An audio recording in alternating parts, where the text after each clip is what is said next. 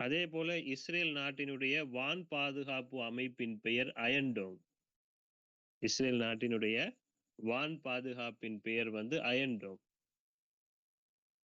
இப்ப ஒவ்வொரு நாடும் வந்து அவங்களுக்குன்னு சொல்லி குறிப்பிட்ட சில வான் பாதுகாப்பு முறைகளை வச்சிருக்கிறாங்க. அப்ப அதுல இஸ்ரேல்கிட்ட இருக்கிறது அயன்டோம். அமெரிக்கால இருக்கிற வான் பாதுகாப்பு முறை என்னன்னு தெரியுமோ? தாட். ஓகே, வெரி குட்மா, தாட். அமெரிக்கா இந்தியால இருக்கிறது விலங்கல்ல. ஆகாஷ்தீர். ஓகே, ஆகாஷ்தீர். ஓகே, ஃபைனா. சரி. அதே போல ரபின் சதுக்கம் இஸ்ரேல் நாட்டுல தான் இருக்குது. ரபின் சதுக்கம். ஓ, நீங்க கதைக்கிறது ஒழுங்கா கேட்க மாட்டேங்குதம்மா.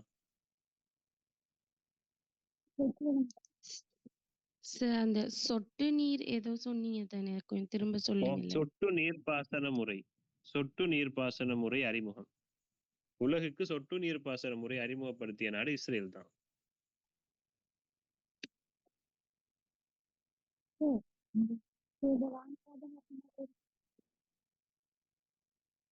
விலங்கல்லம்மா.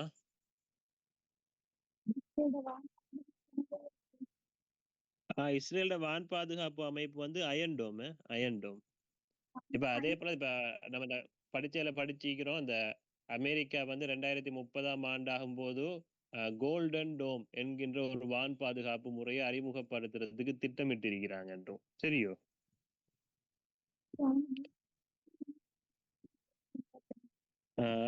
ஒரு அம்மா பேசுறீங்க, ஆனா எனக்கு அது கேட்க மாட்டேங்குது. அதுல ஏதாச்சும் அதிகமா கவரேஜ்ல ஏதாவது இஷ்யூ கொண்டு இருக்கும் என்று நினைக்கிறேன். சரியோ? ரபின் சதுக்கம் வந்து இஸ்ரேல்ல இருக்குது. ரபின் சதுக்கம். சரி, 2வது கேள்வியை பாருங்க.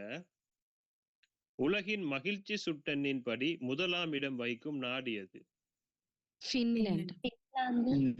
பின்லாந்து. Okay, very good. என்னன்னு சொன்னா, அதாவது தொடர்ச்சியாக 8வது முறையாகவும் உலகின் மகிழ்ச்சியான நாடு என்ற அந்தஸ்தை வந்து பின்லாந்து தான் பெற்றிருக்குது. அப்படித்தானே? ஓகே. இல்ல, முன்னிக்கிற ஐஸ்லாந்து இருக்குதானே? இந்த ஐஸ்லாந்து வந்து குளோபல் பீஸ் இண்டெக்ஸ், அதாவது உலக அமைதி சுட்டி. உலக அமைதி சுட்டி, அதே போல மானிட அபிவிருத்தி சுட்டி உண்டு. உலக அமைதி சுட்டி, உலக அமைதி சுட்டி, 2வது மானிட அபிவிருத்தி சுட்டி. இந்த 2 சுட்டிலையுமே 1ஆம் இடம் வகிக்கும் நாடு ஐஸ்லாந்து. இந்த 2 இடத்துலையுமே 1ஆம் இடம் வகிக்கிற நாடு வந்து ஐஸ்லாந்து. ஒன்று குளோபல் பீஸ் இண்டெக்ஸ், அடுத்தது ஹியூமன் டெவலப்மெண்ட் இண்டெக்ஸ்,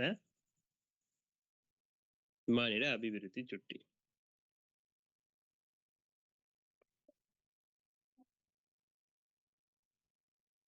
இப்ப இந்த மகிழ்ச்சி சுட்டெண்ணை பொறுத்த வரைக்கும் உலகத்துக்கு இந்த மகிழ்ச்சி சுட்டெண்ணை அறிமுகப்படுத்திய நாடு எதுன்னு தெரியுமோ? பூட்டான். பூட்டான். அப்ப பூட்டான் தான் உலகத்துக்கு இந்த மகிழ்ச்சி சுட்டியை வந்து அறிமுகப்படுத்திய நாடு. இந்த மகிழ்ச்சி சுட்டி வந்து 6 விடயங்களை கொண்டுதான் கணக்கிடப்படுகின்றது. சரியோ? இது வந்து பூட்டான் சம்பந்தப்பட்ட சில விஷயம். அதாவது மகிழ்ச்சி சுட்டி அவங்க வெளியிட்டதன் அடிப்படையில நான் சொல்றேன். சரியா? பின்லாந்தை பொறுத்த வரைக்கும் பின்லாந்துக்கு ஒரு சிறப்பு பெயர் ஒன்று இருக்குது. 1000 வாவிகளின் நாடு. 1000 வாவிகளின் நாடு அல்லது 1000 ஏரிகளின் நாடு அப்படின்னு சொல்லுவாங்க. 1000 வாவிகளின் நாடு அல்லது 1000 ஏரிகளின் நாடு சுவிட்சர்லாந்து.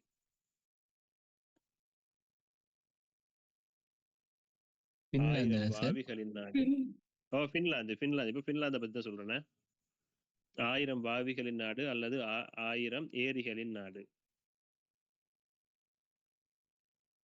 சிறந்த கல்வி முறையை கொண்ட நாடு. சிறந்த கல்வி முறையை கொண்ட நாடு.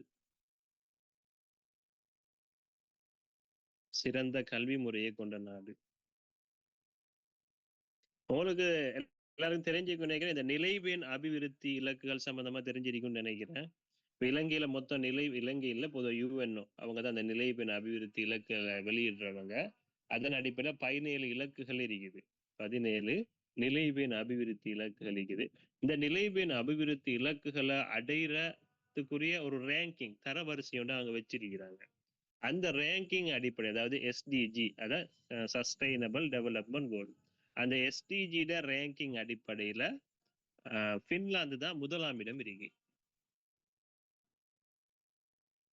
பின்லாந்து தான் முதலாம் இடம். எஸ்டிஜி தரவரிசை அடிப்படையில் பின்லாந்து முதலாவது இடத்துல இருக்குது.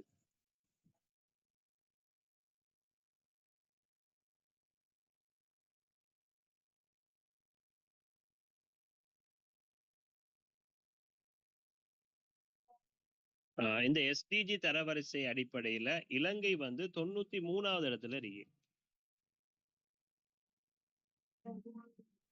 இந்த எஸ்டிஜி தரவரிசை அடிப்படையில இலங்கை வந்து 93வது இடத்துல இருக்குது.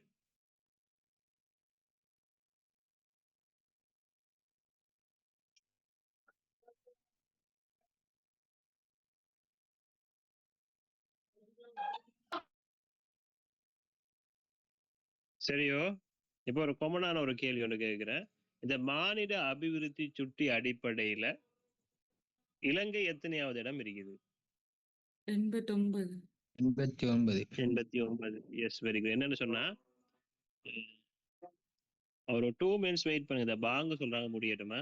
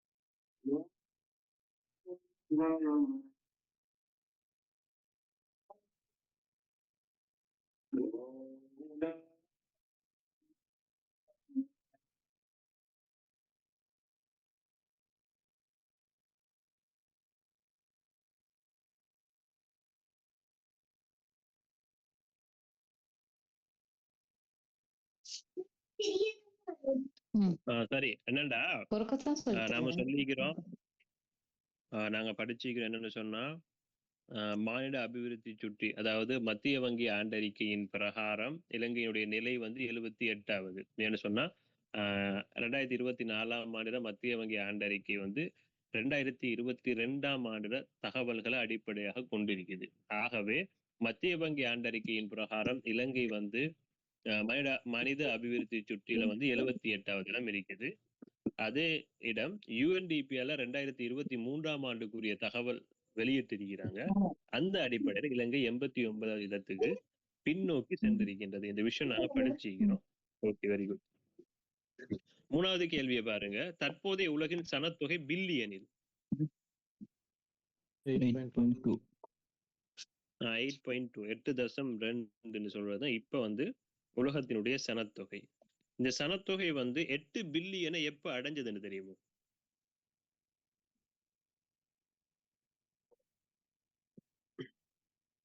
பாஸ் பேப்பர்ல வந்து கேள்வி ஒன்றுதான்.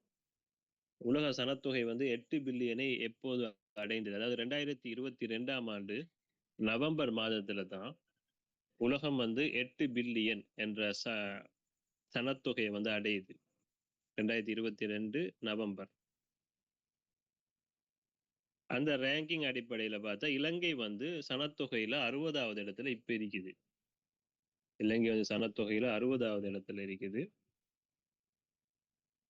அப்ப இலங்கையின் சனத்தொகையும் 3 வகையில நாங்க பார்க்கணும். ஒன்று புள்ளி விவரவியல் திணைக்களத்தால வெளியிட்ட அறிக்கையின் பிரகாரம் இலங்கையின் சனத்தொகை. அதன் பிறகு பார்க்கணும் மத்திய வங்கி ஆண்டறிக்கையின் பிரகாரம் இலங்கையுடைய சனத்தொகை என்ன, தென் தற்போதைய சனத்தொகை என்ன. இந்த 3 விஷயத்தையும் நம்ம பார்த்துட்டு போறது நல்லது. அந்த வகையில மத்திய வங்கி ஆண்டறிக்கையின் பிரகாரம் இலங்கையினுடைய சனத்தொகை எவ்வளோ? 21.7. 21.9. ஏன் 21.9 மில்லியன் மக்கள் வந்து மத்திய வங்கி ஆண்டறிக்கையின் பிரகாரம் இலங்கையினுடைய மக்கள். புள்ளி விவரவியல் திணைக்களத்தினுடைய தகவலின் அடிப்படையில இலங்கையுடைய சனத்தொகை 21.76 மில்லியன். 21.76 மில்லியன். தற்போதைய சனத்தொகைன்னு சொல்லி நீங்க கூகுள் சர்ச் பண்ணீங்கன்னு சொன்னா இலங்கையுடைய சனத்தொகை 23.2 மில்லியன் வருது. இது வேர்ல்டு ஓ மீட்டர்னு சொல்ற வெப்சைட் ஊடாக 23.2 சனத்தொகை இப்ப இலங்கையினுடைய சனத்தொகைன்னு சொல்லி காட்டப்படுது. சரியோ? கேள்வி கேட்கும்போது அவங்க குறிப்பிட்ட அழகாத்தான் கேட்பாங்க. தற்போதைய சனத்தொகைன்னு கேட்பாங்க, அல்லது மத்திய வங்கி ஆண்டறிக்கையின் பிரகாரம் கேட்பாங்க, அல்லது இலங்கையில வந்து இறுதியாக 15வது முறையாக நடைபெற்ற மக்கள் கணக்கீட்டின் அடிப்படையில் இலங்கையினுடைய சனத்தொகை எவ்வளவுன்னு கேட்கலாம். அப்படி அவங்க குறிப்பிட்டு கேட்பாங்க. ஆகவே உங்களுக்கு அந்த பதில் எழுதுறதுக்கு தடுமாற்றம் ஒன்று இருக்காது. உலக சனத்தொகை தினம் எப்ப?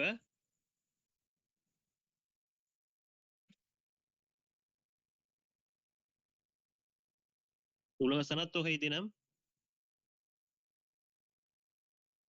ஜூலை 11. உலக சனத்தொகை தினம் வந்து ஜூலை 11. உலக சனத்தொகை தினம் ஜூலை 11. இப்ப சனத்தொகை அடிப்படையில பார்த்தா உலகிலேயே அதிக அளவு சனத்தொகை கொண்ட நாடு வந்து இந்தியா. இந்தியாவுக்கு புறவு இருக்குது சைனா, சைனாக்கு புறவு இருக்குது அமெரிக்கா, அமெரிக்காவுக்கு புறவு இருக்குது இந்தோனேஷியா. இந்தோனேஷியான்னு சொல்றது ஒரு முஸ்லிம் நாடு. அதன் பிறகு இருக்கிறது பாகிஸ்தான். என்ன சொன்னா பாஸ் பேப்பர்ல அப்படி ஒரு கேள்வி ஒன்று இருக்குது, அதிக அளவு சனத்தொகையை கொண்ட இஸ்லாமிய நாடு எதுன்னு இருக்குது. ஆகவே அப்படி ஒரு கேள்வி வரும்போது இந்தோனேஷியா சொல்லி அந்த பதிலுக்கு உங்களுக்கு போகக்கூடியதா இருக்கும்.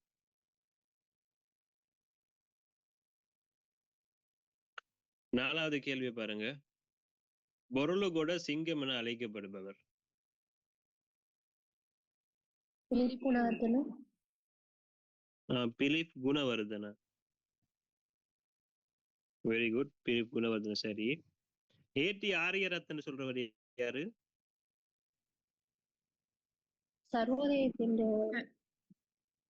Very good very good very good. Sarvodaya இயக்கத்தினுடைய இயக்குனர் அல்லது அதை ஆரம்பித்தவர் அவர் தான். அவர் கடந்த வருடம் இறந்துட்டார். அவர் பார்லிமெண்ட்லயும் ஒரு எம்பியா இருந்தாரு. சரி, அமைச்சர் பதவி நம்ம வகிச்ச மாதிரி இருக்குது. ஓகே, சர்வோதய இயக்கத்தினுடைய தந்தை அல்லது சர்வோதய இயக்கத்தை ஆரம்பித்தவர் எப்படின்னாலும் ஓகே. லலித் அத்துலத் முதலி. Very good. மகாபோல புலமை பரிசில் திட்டத்தை வந்து அறிமுகம் செய்த நபர் வந்து லலித் அத்துலத் முதலி. ஓகே. டபிள்யூ தகநாயகன் சொல்றது வந்து இயற்பெயர். அவருக்கு வந்து சொல்லுவாங்க பனிஸ் மாமான்னு சொல்லுவாங்க. இயற்பெயர் அல்ல, அவரோட சிறப்பு பெயர் வந்து பனிஸ் மாமான்னு சொல்லுவாங்க. அப்ப ஆத்தூர் வி டயஸ் அவரை கொஸ்மாமான்னு சொல்லுவாங்க. ஆத்தூர் வி டயஸ், ஆத்தூர் வி டயஸ் அவரை வந்து கொஸ்மாமான்னு சொல்லுவாங்க. வேற யாரு? சோறு தந்த ஐயா மகத்தையா, சோறு தந்த தந்தை யார சொல்றீ? டட்லி சேனநாயக். ஓகே. பரிப்பு மகத்தையாண்ட யார சொல்றீ? N M Perera. Okay, very good. நீங்க நல்ல நல்ல நிலைமையில தயக்கிறீங்க. பயமில்லாம எக்ஸாம் செய்யலாம். 5வது கேள்வி பாருங்க. ஆப்பிரிக்காவின் காந்தி என அழைக்கப்படுபவர் யார்? Nelson Mandela. Nelson Mandela. Nelson Mandela. Okay. அப்ப நெல்சன் மண்டேலா பொறுத்த வரைக்கும் நெல்சன் மண்டேலா வந்து 27 ஆண்டுகள் சிறையில வாழ்ந்த ஒரு நபர். 27 ஆண்டுகள் சிறையில வாழ்ந்த ஒரு நபர் தான் நெல்சன் மண்டேலா. இவருக்கு 1993ஆம் ஆண்டு சமாதானத்துக்கான நோபல் பரிசு வழங்கப்பட்டுச்சு. இவர் எழுதிய ஒரு முக்கியமான நூல் வந்து என்னன்னு சொன்னா the long walk to freedom, சமாதானத்திற்கான நீண்ட பயணம். சமாதானத்திற்கான நீண்ட பயணம் சொல்றது இவர் எழுதிய ஒரு முக்கியமான ஒரு நூல்.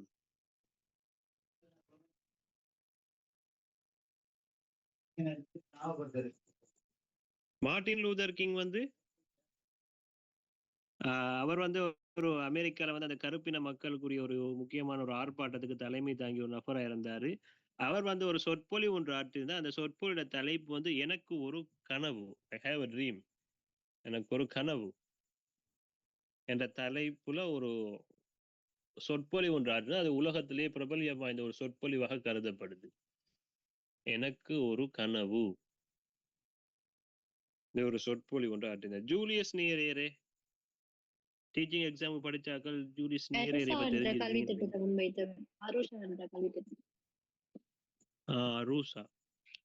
அரூசா என்ற கல்வி திட்டத்தை முன்வைச்சார். சரி, வேற என்ன சொல்லலாம்?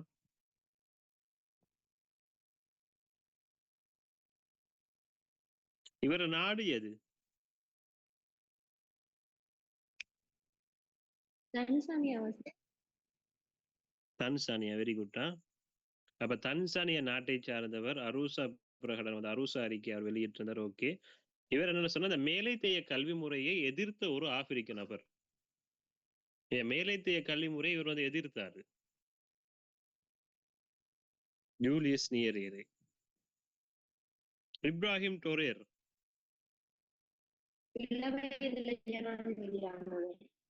Very good. இளம் வயது தலைவர் ஜனாதிபதி ஆகிறார். இவர் வந்து இப்ப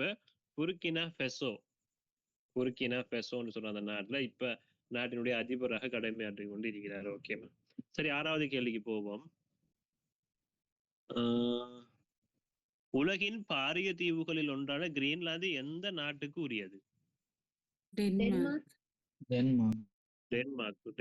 ஓகே, வெரி குட். இப்ப இதுல நீங்க தொடர்ந்து என்கிட்ட இப்போ ஒரு 2-3 மாதமாவே தொடர்ந்து கிளாஸ் வராக்கள் நிறைய பேர் இந்த கிளாஸ்ல இருப்பீங்க நம்புறேன்னா. அவங்களுக்கு நிறைய விஷயம் தெரிஞ்சுக்கும். அதுக்காக மேலதிகமான விஷயங்கள் கொஞ்சம் தந்துட்டு இருக்கிறேன். டென்மார்க். ஓகே. இந்த டென்மார்க்கை பொறுத்த வரைக்கும் என்ன விஷயம்னு சொன்னா, இந்த டென்மார்க்கோட இந்த நிலப்பகுதியில 2/3 பகுதி, 3/2 பகுதி, இல்லாட்டி 2/3 அல்லது 3/2 பகுதி எப்படின்னு சொன்னா அந்த கடல் நீர் மட்டத்துக்கு அடியில காணப்படுது. கடல் நீர் மட்டத்துக்கும் தாழ்வான பிரதேசத்துல தான் இருக்குது. கடல் நீர் மட்டத்துக்கும் தாழ்வான அல்லது கடல் நீர் மட்டத்துக்கும் அடியில காணப்படுது. இது ஒரு விஷயம். அது மிக பழமையான தேசிய கொடியை கொண்ட நாடு. மிக பழமையான தேசிய கொடியை கொண்ட நாடு.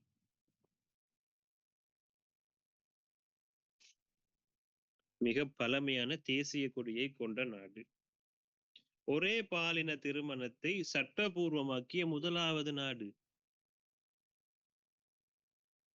இந்த மேலைத்தேய முறைப்படி அவங்க அந்த ஒரே பாலின திருமணத்துக்கு வந்து முக்கியத்துவம் கொடுக்கறது கூட ஐக்கிய நாடுகள் இதுபடியே அதுக்குரிய முக்கியத்துவம் இலங்கையில கூட கொடுங்கன்னு சொல்லி அவங்க புஷ் பண்ணி தான் இருக்கிறாங்க.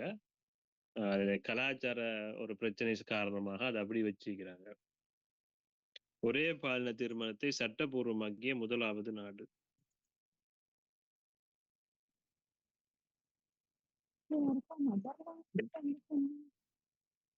விலங்கல்லம்மா? நெதர்லாந்து சொன்னீங்க. நெதர்லாந்து வந்து இதல்ல, அவங்க கருணை கொலை அங்கீகரித்த நாடு. கர்நாடகால சுவிட்சர்லாந்து இல்லையா சார்? விலங்கல்ல. எத்தனைஷி அதைத்தானே சொல்றீங்க? அது எத்தனோசியாவா? அந்த கொஞ்சம் நீங்க இப்ப நான் சொல்றது ஒரே பாலின திருமணத்தை சட்டபூர்வமாக்கிய முதலாவது நாடு தானே சொல்றேன். இப்ப அதுல குழப்பம் இருக்குதுடா சொல்றீங்க. ப்ளீஸ் யாராச்சும் ஒருத்தர் கூகுள் சர்ச் பண்ணுங்களேன்.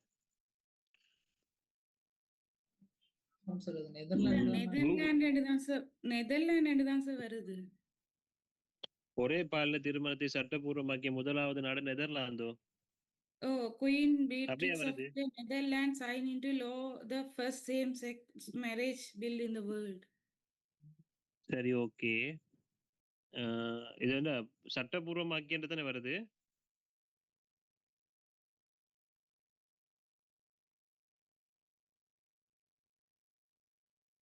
சரி, ஓகே. அப்படியே பாருங்க, இன்னொன்று கருணை கொலை.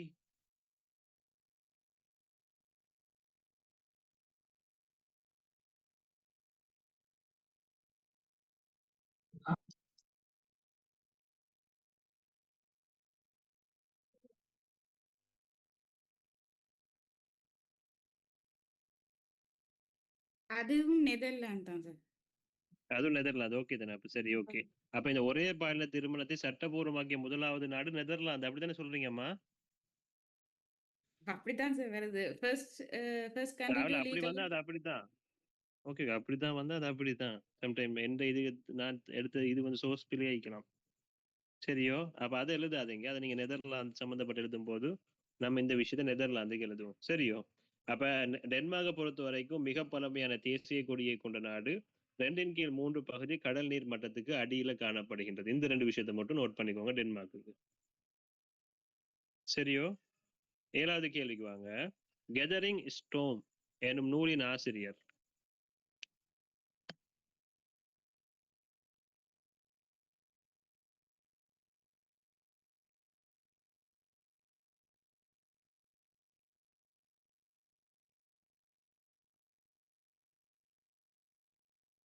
பதில் சொல்லுங்கம்மா. கெதரிங் ஸ்டோம் எனும் நூலின் ஆசிரியர் யாரு? Winston Churchill.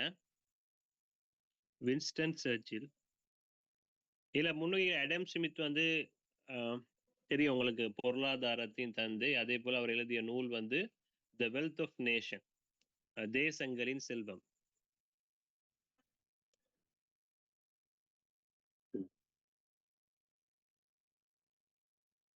அடம் ஸ்மித்தை வந்து பொருளாதாரத்தின் தந்தை என்று சொல்றது.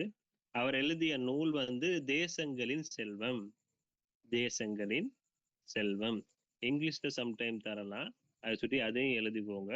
த wealth of nation. The wealth of nation. Machiavelli எழுதிய முக்கியமான நூல் வந்து இளவரசன். மக்கியவல்லி எழுதிய முக்கியமான நூல் வந்து இளவரசன். மேரியோ புசோ எழுதிய முக்கியமான நூல் வந்து த கோட் ஃபாதர். த கோட் ஃபாதர். மேரியோ புசோ எழுதிய முக்கியமான நூல் வந்து த கோட் ஃபாதர்.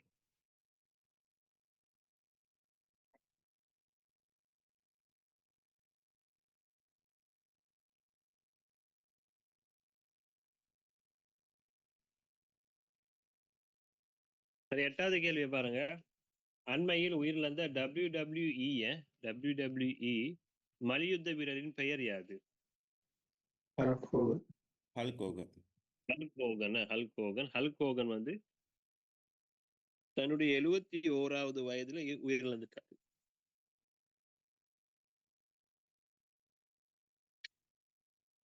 இவருடைய இயற்பெயர் வந்து டெர்ரி ஜீன் பொல்லி. இவருடைய இயற்பெயர் வந்து டெர்ரி ஜீன் பொல்லி. ரெஸ்லிங் பாக்குறாங்க தெரியும், Undertaker, John Cena, triple H எல்லாம் யாரு. டெர்ரி ஜீன் பொல்லி என்று சொல்றது ஹல்க் ஹோகன் இயற்பெயர். இந்த இயற்பெயரை கேட்கிற ஒரு வளமையும் ஒன்று இருக்குது. அதையும் பார்த்துட்டு போறதுனால அது அண்மை காலத்தோட ஒப்பிட்டு போறது நல்லது தானே. சரி, அடுத்த கேள்வி பாருங்க. உலகின் பலம் வாய்ந்த கடவுச்சீட்டு குறிகாட்டியின் அடிப்படையில் இலங்கையின் நிலை என்ன? எத்தனாவது? 91. அண்மைய தரவின்படி, இந்த ஹென்லி ரிப்போர்ட் அடிப்படையில் அண்மைய தரவின்படி இலங்கை வந்து 91வது இடத்துக்கு முன்னேறிட்டாங்க. 5 இடம் முன்னுக்கு வந்து இப்ப 91வது இடத்துல இருக்கிறாங்க.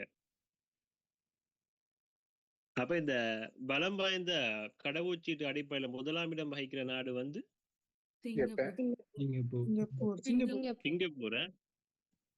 சிங்கப்பூர் தான் 1ஆம் இடம் வகிக்கிற நாடு. இப்ப அண்மையில வந்து அறிவிச்சிருந்தாங்க தெற்காசியாவின் சிறந்த விமான சேவை எதுண்டு? எது? அதுவும் Qatar சிங்கப்பூர். Airways. கட்டார். இல்ல சார் தெற்காசியா, நம்மளோட தெற்காசியாவுக்கு கட்டார் ஸ்ரீலங்கால வராது. இது. அது Sri Lanka. Shanghai. Sri Lanka. Sri Lankan airlines. தெற்காசியாவின் சிறந்த விமான சேவைன்னு சொல்லி ஸ்ரீலங்கன் ஏர்லைன்ஸ் தான் சொல்லிக்கிறாங்க. உலகின் சிறந்த விமான சேவையா கட்டார் ஏர்வேஸ் வருது, உலகின் சிறந்த விமான சேவை. அதே போல உலகின் பாதுகாப்பான ஏர்வேஸ் வந்து New Zealand Yeah, New Airways Zealand. சொன்னாங்க. ஓகே. இப்ப தெற்காசியாவின் சிறந்த விமான சேவை இப்போ ஒரு 1 வீக் முன்னுக்கு வந்து இன்ஃபார்ம் பண்ணிதான் ஸ்ரீலங்கன் ஏர்லைன்ஸ். என்னன்னா சிறந்தா இருந்தாலும் இலங்கையை பொறுத்த வரைக்கும் பாரிய நஷ்டத்துல ஓடுற ஒரு நிறுவனம். சரி, அதே போல சர்வதேச விமான நிலையம் பண்டாரநாயக்க சர்வதேச விமான நிலையத்துல தான் முதலாவது இண்டூர் கூகுள் மேப் வந்து பயன்படுத்தினாங்க. இண்டோர் கூகுள் மேப் பண்டாரநாயக்க சர்வதேச விமான நிலையத்தில் 2022ஆம் ஆண்டு ஆரம்பித்தாங்க.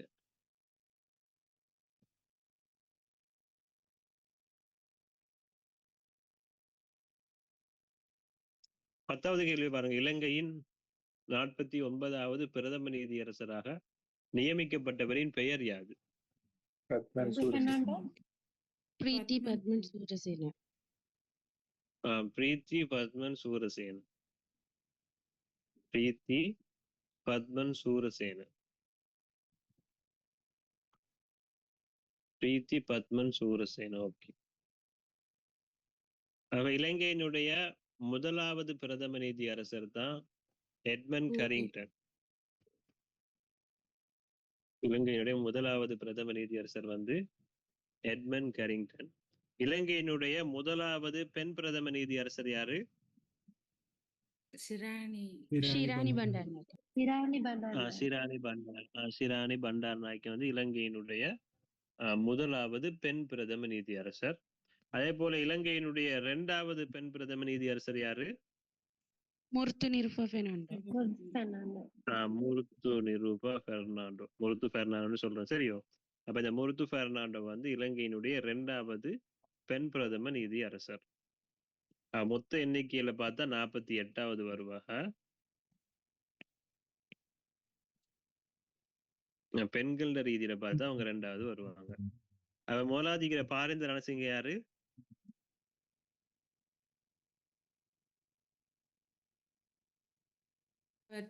Parinda Ranasinghe attorney general. அதாவது சட்டமா அதிபர். இலங்கையினுடைய தற்போதைய சட்டமா அதிபர் பாரிந்த ரணசிங்க. சரி, ஓகே. 11வது கேள்வியை பாருங்க. ஓடிபி என்பதன் விரிவாக்கம் என்ன? One time password. Okay. Q R விரிவாக்கம் குயிக் ரெஸ்பான்ஸ். ஓகே. ஓடிபின்னு சொன்னா ஒன் டைம் பாஸ்வேர்ட் எழுதிக்கோங்க. One time password. கியூஆர்னு சொல்றது குயிக் ரெஸ்பான்ஸ். இப்போ வந்து இலங்கைக்கு வந்து அதிக அளவு வந்து வருமானத்தை ஈட்டித்தர திணைக்களங்கள் சொல்ல போகல. ஒன்று இறைவரி திணைக்களம், சுங்கவரி திணைக்களம், அதே போல மதுவரி திணைக்களம். இதெல்லாம் இலங்கைக்கு அதிக அளவு வருமானத்தை ஈட்டித்தர திணைக்களங்கள்.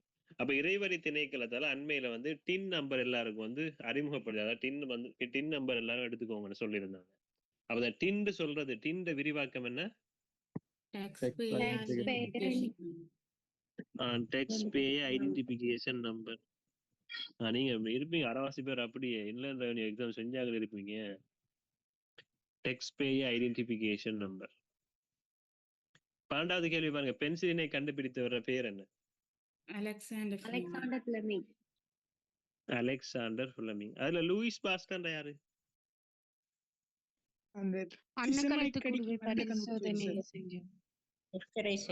விசர் நாய்க்கடிக்கு தடுப்பு மருந்து கண்டுபிடிச்சார்.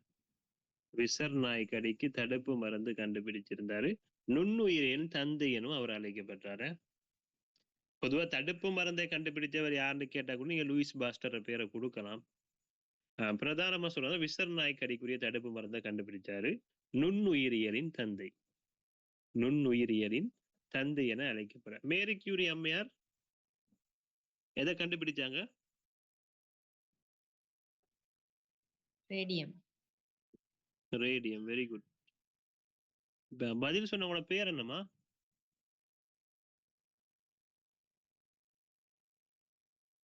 உங்களோட பேரை சொல்லுங்க கேட்போம். தஸ்மீஹா. ஆ? Tasmiha. Sasmiha. From where? Tasmiha sir. Sasmiya. எந்த ஊர் அம்மா நீங்க? Native place Puttalam. ஆ.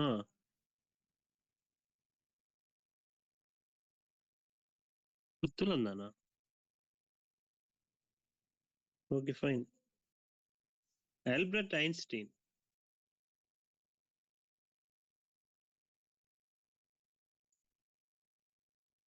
அவர் வந்து இந்த சார்பியல் தத்துவம் அல்லது சார்பு கொள்கை அதை வந்து வெளியிட்ட நபர்.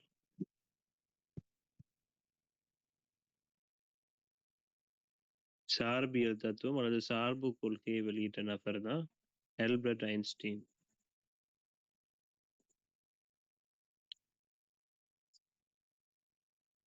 சரி, டிபி. டிபி எனப்படுவது என்ன?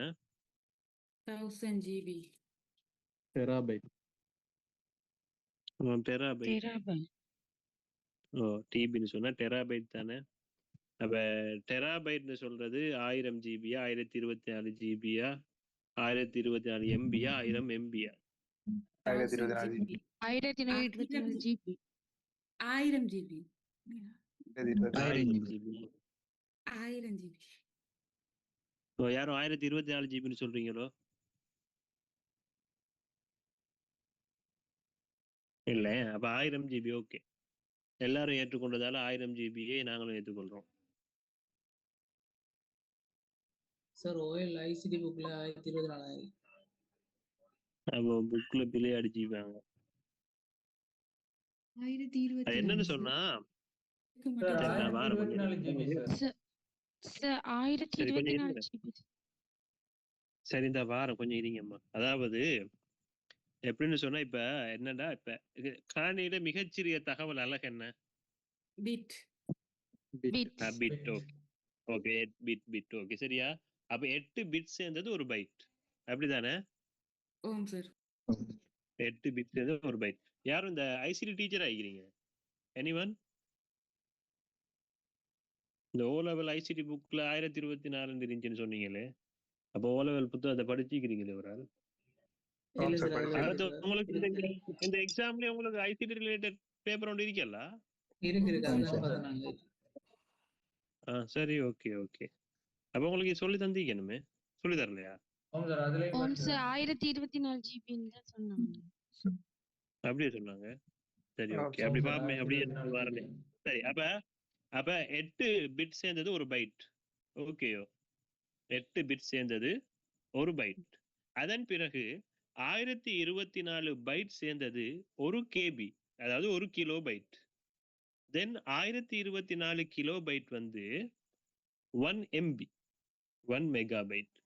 தென் 1024 MB 1 GB. தென் 1024 1000 ஆண்டத நீங்களே கூகுள் சர்ச் ஒருத்தர் பண்ணுங்களேன். Sir 1024 sir. ஷுவரா? 1000 தான் சார். 1024 GB ஒரு டிபி வரும். இல்ல இதுக்கு இப்ப நீங்க வந்து இப்ப நீங்க எல்லாருமே 1024 ஜிபி சொல்றது உங்களோட அறிவை வச்சு சொல்லி கொண்டு இருக்கிறீங்க. நான் சொல்றேன், நீங்க கூகுள் சர்ச் பண்ணுங்கன்னு சொல்றேன். கூகுள் சர்ச்லயும் 1024 தான் சார் வருது. 1000 தான் சார் வருது. அது இதுக்கு மட்டும் சேஞ்ச் 1000 தான் சார் வருது. ஓம் சரி, 1000 தான். ஒன்று வந்து டெசிமல். டெசிமல்ல வந்து 1000 வருது. பைனரி நோட்டேஷன்ல வந்து 1024 வருது. ஓகே, டெசிமல் சொல்றது பதின்ம எண் முறைமை, பைனரி சொல்றது துவித இரும எண் முறைமை. அப்படித்தானேம்மா? அப்படிதான். சரி, ஓகே.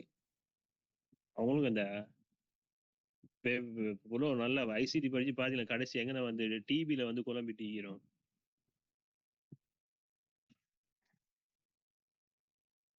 இந்த கேள்விக்கு அப்ப பதில் என்ன உண்மையாவே? 1024. சார் ஆனா சரியான விலங்கல்ல முறைப்படி ரெண்டுக்கும் சரி கொடுக்கணும். இதுல வந்து டெசிமலா பைனரியான்னு சொல்லல தானே சார். முதலாம் சரி ரெண்டாம் சரி. டெசிமலா பைனரியான்னு சொல்லாததால நம்ம ஒன்றையும் ரெண்டையும் நம்ம ஏற்றுக்கொள்வோம். ஏன் சரி ஓகே அப்படியும் வரலாம். இப்ப நீங்க இப்ப எனக்கு நீங்க ஐசிடி ரிலேட்டடா ஓகே கன்ஃபிடன்ஸ் ஷுவர் தானே நீங்க எல்லாரும்? சாதாரண ஒரு 70க்கு மேல பிளஸ் பண்ணலாமா ஐசிடி பேப்பர்?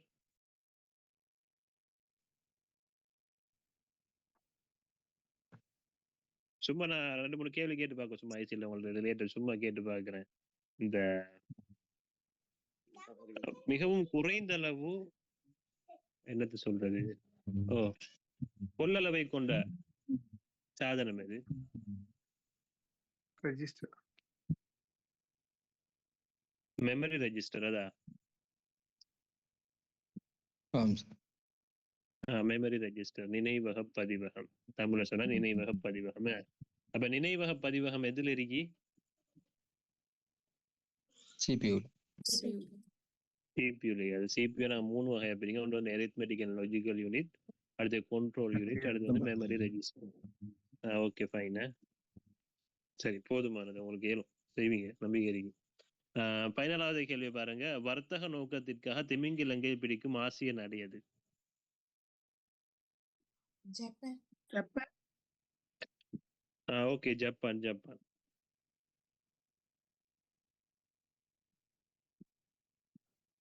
உங்களுக்கு இந்த ஐசிடில ஏதாச்சும் டவுட்கள் எதுவும் இருந்தா என்கிட்ட கேளுங்களேன்.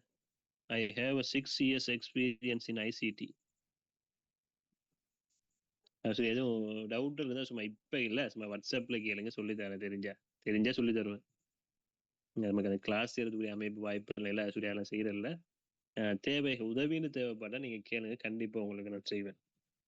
அப்ப ஜப்பானை பொறுத்த வரைக்கும் G7 அமைப்புல ஒரே ஒரு ஆசிய நாடு ஜப்பான் தான்.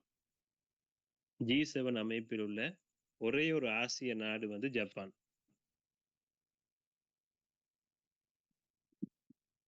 ஜப்பான் பாராளுமன்றம் டயட்னு சொல்லி பார்த்தோம். ஜப்பான் நாணயம் என்ன?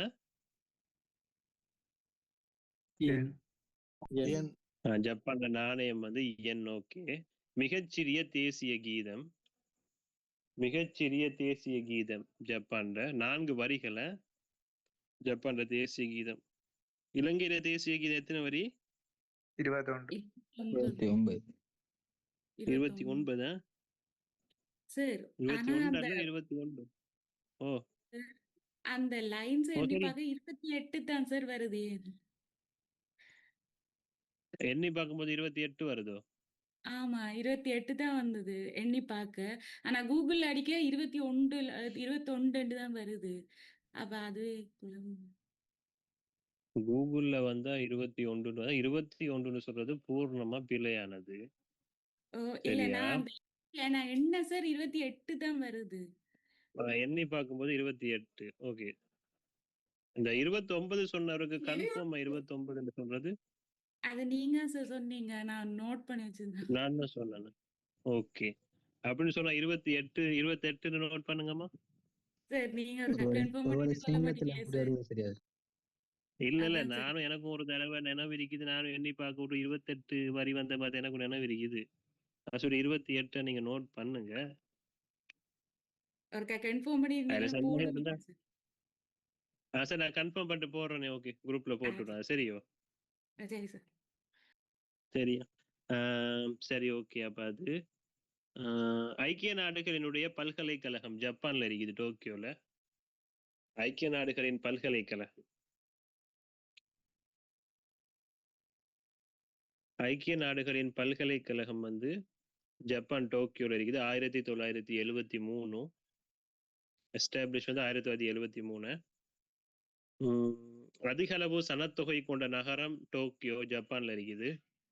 அதிக அளவு சனத்தொகை கொண்ட நகரம் டோக்கியோ ஜப்பான்ல இருக்குது. கலனி பாலத்துக்கு நிதி உதவி வழங்கிய நாடு. என்னவாப்பா? சரி, என்னன்னு சொன்னா இப்ப உள்ள அதிக அளவு சனத்தோட நகரம் வந்து கூகுள்ல சர்ச் பண்ணா மணிலாவை தான் காட்டுது. மணிலா வர வாய்ப்பு இல்லை, டோக்கியோ தானே. மணிலா வந்து அது இது சவுத் டவுட் ஏசியன், ஒன்று. South Asian.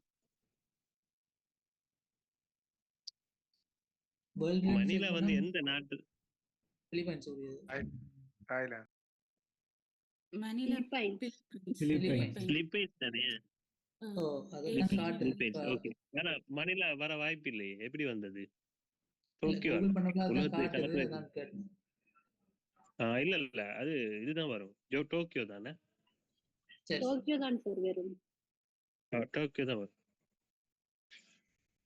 கழனி பாலத்துக்கு நிதி உதவி வழங்கிய நாடு. கழனி பாலத்துக்கு நிதி உதவி வழங்கிய நாடு ஜப்பான். என்னதான் சொல்றேன், கோல்டன் கேட்ட தங்க நுழைவாய். கோல்டன் கேட் தங்க நுழைவாய். கழனி பாலத்துக்கு நிதி உதவி வழங்கிய நாடு.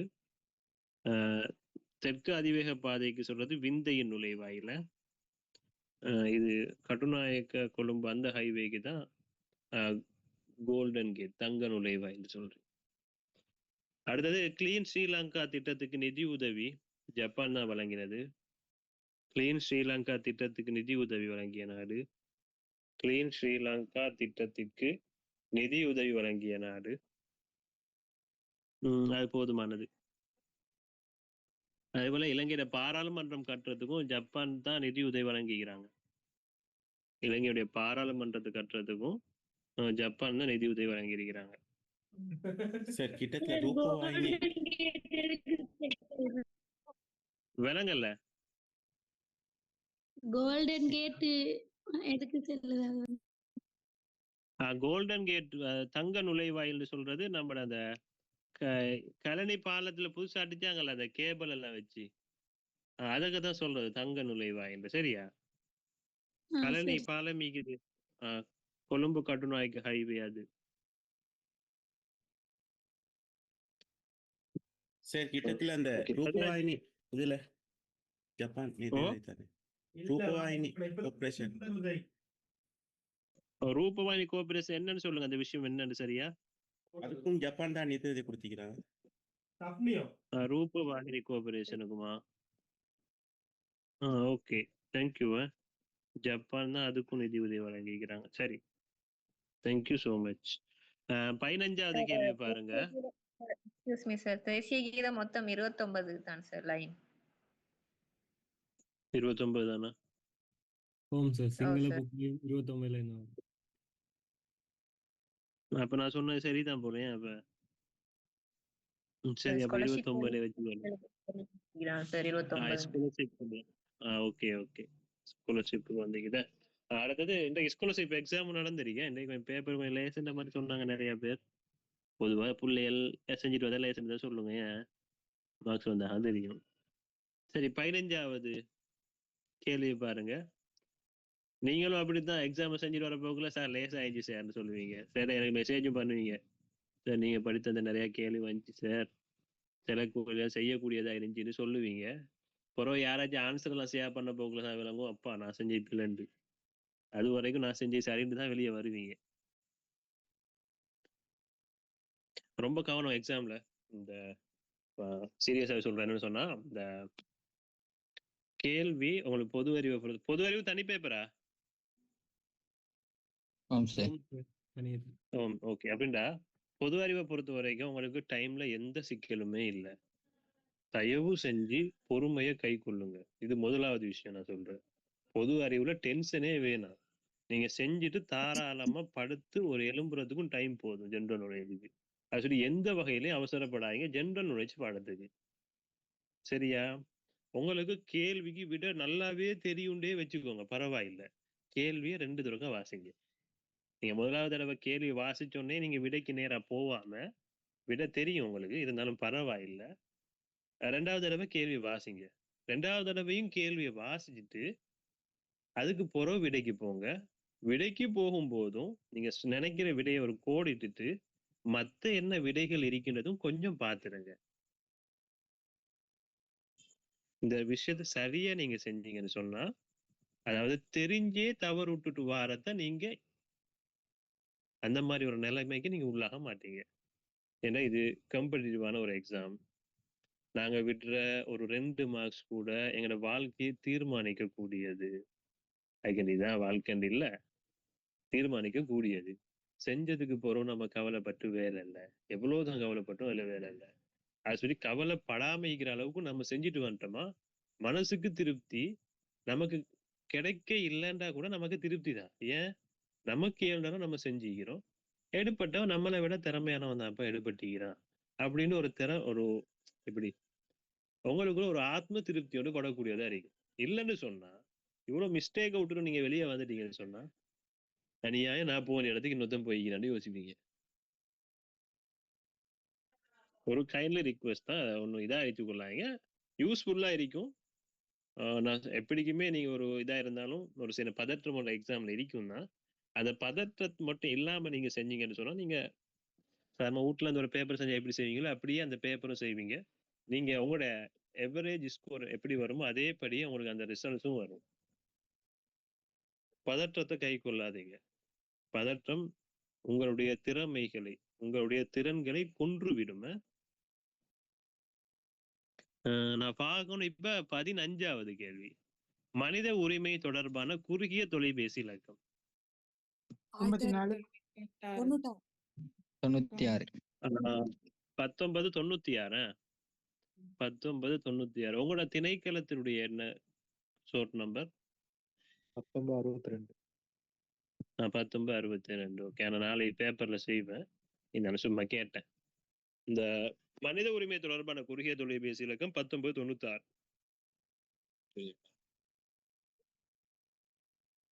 அப்ப அதுல இருக்கிற 1977 வந்து நுகர்வோர் முறைப்பாடுகள். நுகர்வோர் முறைப்பாடுகளை அறிவிக்கும் இலக்கம். 1954 வந்து போதைப்பொருள். போதைப் பொருள்ல லஞ்ச ஊழல் தொடர்பான முறைப்பாடுகள். லஞ்ச ஊழல் தொடர்பான முறைப்பாடுகள். இதுக்கு 2023ஆம் ஆண்டின் 9ஆம் இலக்க சட்டம் ஒன்று இயற்றப்பட்டிருக்குது லஞ்ச ஊழல் தொடர்பாக. ரொம்பவும் பிரபல்யம் வாய்ந்தது. அடுத்தது நீங்க இப்போ ஒத்தரைஸ்ட் ஆஃபீஸர் போறீங்க, சரியான மாதிரி லஞ்சம் கிடைக்குமா? நான் கேட்டேன் எல்லாத்தையும். அப்ப நிறைய பேர் சொன்னாங்க சரியான மாதிரி உழைக்கலாம் சார் அப்படின்னு சொன்னாங்க. உண்மை அப்படியா சார்? உங்களுக்கு சொன்னாங்களே இதுக்கு முன்னுக்கு?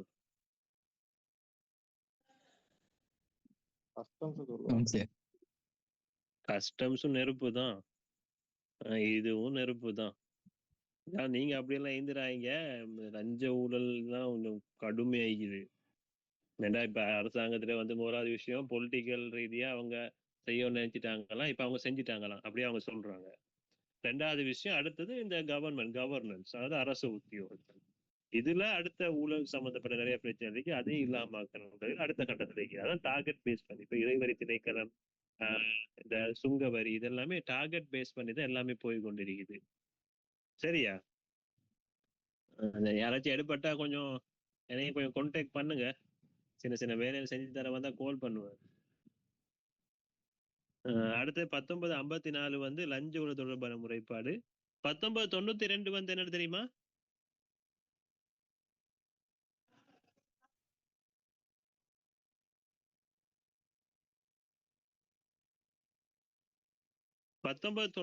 வந்து மின்வேலி தொடர்பான முறைப்பாடு. அதாவது இந்த வனவிலங்கு திணைக்களம், அந்த வனவிலங்கு திணைக்களத்துல அந்த மின்வேலி தொடர்பான முறைப்பாடுகளை தெரிவிக்கிறதுக்கு அந்த முக்கியமான ஒரு நம்பர் இல்லைன்னா மைண்டுக்கு எடுத்துக்கொள்ளாங்க. அப்ப இந்த அவசர தொலைபேசி இலக்கத்தை பொறுத்த வரைக்கும் இந்த Sri Lanka telecommunication regulatory commission, TRCL regulatory commission. ஓ சரியா? அப்ப இந்த ஸ்ரீலங்கா டெலிகம்யூனிகேஷன் ரெகுலேட்டரி கமிஷன் சொல்ற இவங்க வந்து அதாவது இலங்கையுடைய அவசர தொலைபேசி இலக்கத்தை வந்து வகைப்படுத்திக்கிறாங்க. அப்ப இப்ப 2 வகையை கொண்டு ரெயின்போ பேஜஸ் இருக்குது, இன்னொன்னு நான் சொல்றேன் இந்த ஸ்ரீலங்கா டெலிகம்யூனிகேஷன் ரெகுலேட்டரி கமிஷன் இதுவும் இருக்குது. அப்ப இந்த ரெகுலேட்டரி கமிஷன் தானே, இதுல வந்து அவங்க இந்த 3 டிஜிட்ஸ்க்குரிய எதுக்கு அதை பயன்படுத்துறேன், 4 டிஜிட்ஸ் நம்பர் என்னென்ன தேவைகளுக்காக பயன்படுத்துறேன்னு சொல்லி PDF அவங்க வச்சுக்கிறாங்க. நீங்க சொல்ல கூகுள் சர்ச் பண்ண உங்களுக்கு எல்லாம் வந்துடும். அதுல லேசா அவங்களுக்கு இது எல்லா விஷயத்தையுமே எடுத்துறோம் நாம. ஓகே, 16வது கேள்வி பாருங்க. சர்வதேச குற்றவியல் நீதிமன்றம் அமைந்துள்ள நாடு எது? Sir Netherlands. Netherlands Netherlands okay Netherlands. இப்ப வாங்க நீங்க சொன்ன விஷயத்துக்கு எல்லாம் எப்படி கருணை கொலையை அறிமுகப்படுத்திய நாடு நெதர்லாந்து. கருணை கொலையை அறிமுகப்படுத்திய நாடு. அடுத்து என்னது அந்த ஒரே பாலின திருமணம் அப்படியா? ஒரே பாலின திருமணத்தை அங்கீகரித்த நாடு. ஒரே பாலின திருமணத்தை அங்கீகரித்த நாடு.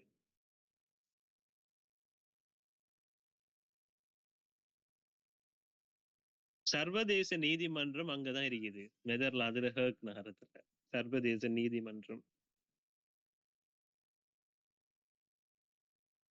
உலகின் மிகப்பெரிய கால்வாய் மதகு அங்க இருக்கு. உலகின் மிகப்பெரிய கால்வாய் மதகு அங்க இருக்கு. உலகின் மிகப்பெரிய கால்வாய் மதகு நெதர்லாந்துல இருக்குது. ஒல்லாந்துன்னு சொல்றவங்க நெதர்லாந்த, ஒல்லாந்துன்னு சொல்றாங்க வந்து நெதர்லாந்து. அப்ப அவங்க வந்து இலங்கையில இருந்து கொண்டு போன அந்த விலை மதிப்பற்ற பெறுமதியான அந்த விடயங்கள் எல்லாத்தையும் இலங்கைக்கு நெதர்லாந்து நாட்டால வந்து மீள கையளிச்சிருந்தாங்க. அந்த விஷயத்தையும் தெரிஞ்சுக்கோங்க.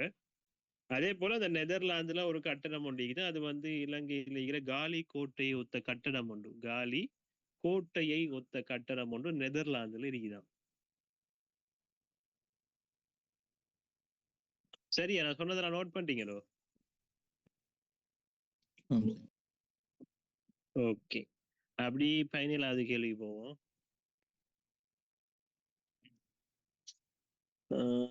ஓகே, 17வது கேள்வி. ரஷ்ய புரட்சி நடைபெற்ற ஆண்டு யாது?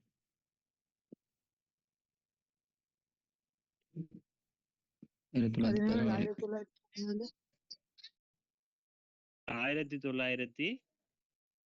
1917. ஓகே, 1917. இந்த கிளாஸ்ல ஸ்ரீசங்கர் இருக்கீங்களோ? அதான் எனக்கு இடையில உங்களோட குரல் கேக்குது. சரி ஓகே. 1917. சரி, அப்ப இந்த 1917 இந்த ரஷ்ய புரட்சி வந்து லெனின் தலைமையில நடைபெற்றதா? லெனின் தலைமையில தான் நடைபெற்றது. அப்ப 1949 வந்து சீன புரட்சி. 1949 வந்து சீன புரட்சி. 1959 வந்து கியூப புரட்சி. 1959 வந்து கியூப புரட்சி. சீன புரட்சிக்கு தலைமை தாங்கினது யாரு? மாவோ சேதுங். மாவோ சேதுங். கியூப புரட்சிக்கு வந்து Fidel Castro. Fidel Castro. Okay, 1959 கிட்ட 2008 வரை காட்டி அவர் ஆட்சி செஞ்சாரு. 1789 எங்க புரட்சி? பிரான்சிய புரட்சி. Okay, very good. 1776 வந்து அமெரிக்க புரட்சி. 1776 வந்து அமெரிக்க புரட்சி. 1688 வந்து அமைதி புரட்சி. அமைதி புரட்சி அல்லது இங்கிலாந்து புரட்சி. வேற நம்ம சொன்னீங்க ரத்தம் சிந்தாத புரட்சி. ஆங்கில புரட்சி. ஆயுதம் ஏந்தாத புரட்சி. அப்படி நிறைய ஐக்குதான் அந்த அமெரிக்க புரட்சி, ஆங்கில புரட்சிங்க.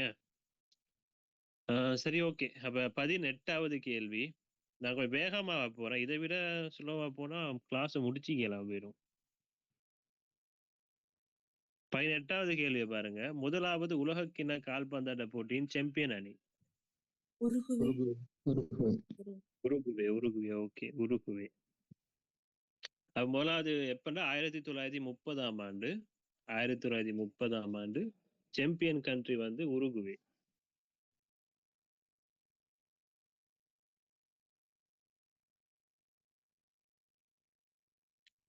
அப்ப 2022ஆம் ஆண்டு FIFA world cup host country வந்தது கட்டார். 2022ஆம் ஆண்டுல FIFA வேர்ல்ட் கப்ல ஹோஸ்ட் கண்ட்ரி வந்து கட்டார். சாம்பியன் ஆனது அர்ஜென்டினா. சாம்பியன் வந்து அர்ஜென்டினா. அதுல ஃபைனல்ல வந்து தோத்தது வந்து பிரான்ஸ். ஃபைனல்ல வந்து தோத்தது வந்து பிரான்ஸ். அதிக அளவு தடவை இந்த கிண்ணத்தை சுவீகரித்த நாடு வந்து பிரேசில். Okay, very good. 19வது கேள்வியை பாருங்க. அமெரிக்காவின் இராணுவ தலைமையகம் எவ்வாறு அழைக்கப்படும்?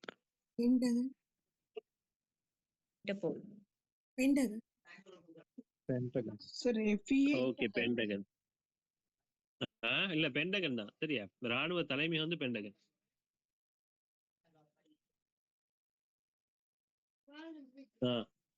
அப்ப இராணுவ தலைமையகம் வந்து பென்டகன் தான். அதுல என்னன்னு சொல்ற, இந்த இன்டர்போல் சொல்றது வந்து சர்வதேச போலீஸ். இன்டர்போல் சொல்றது சர்வதேச போலீஸ். இந்த சர்வதேச போலீஸ்ல தலைமையகம் எங்க இருக்குதுன்னு கேட்டா பிரான்ஸ்ல லியன்ல இருக்குது. பிரான்ஸ்ல லியன்ல இருக்குது. அது பேரு ஃபுல் நேம் வந்து international criminal police organisation. International criminal police organisation. Okay. சிஐஏன்னு சொல்றது central intelligence agency. Central intelligence agency, அதாவது அமெரிக்காவினுடைய முக்கியமான உளவு சேவை சிஐஏ தான். அமெரிக்காவுடைய முக்கியமான உளவு சேவை வந்து இந்த சிஐஏ தான்.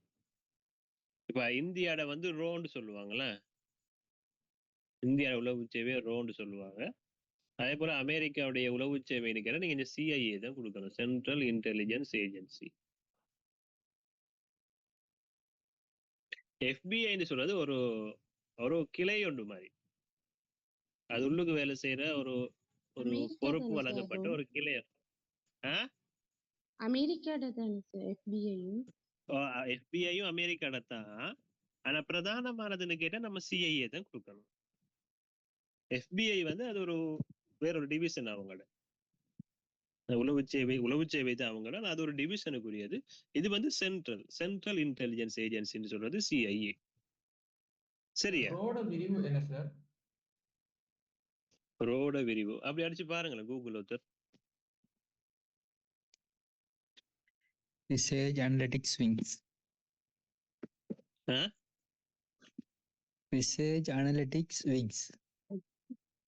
Research Analysis Wings. Analytics Wings. Analytics Wings. Wings ன்னு சொன்னா WINGS. அந்த இறக்கைன்னு வரும் அந்த. இல்ல sir, okay, WINGS Wings. Research Analytics Wings.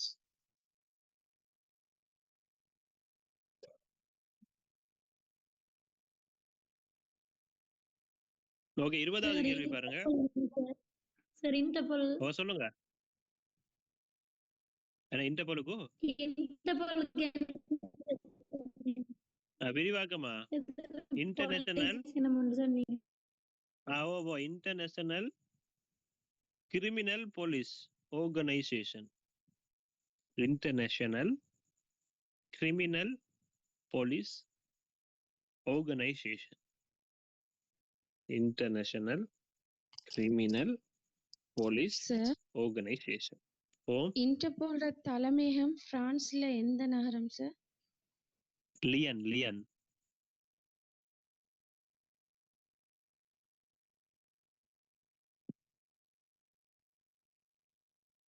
பிரான்ஸ்ல லியன்ல இருக்குது. ஓகே, 20வது கேள்வி பார்ப்போம். 14ஆம் போப் லியோவின் இயற்பெயர் யாது? Robert Francis Prevost. Robert Francis Prevost. Okay, Robert Francis Prevost. Rowan Atkinson யாரு? Mister been.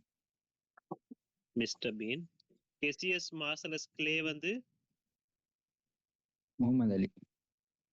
முகமது அலி பிரபல பாக்ஸிங் வீரரா? George Mario Bergoglio.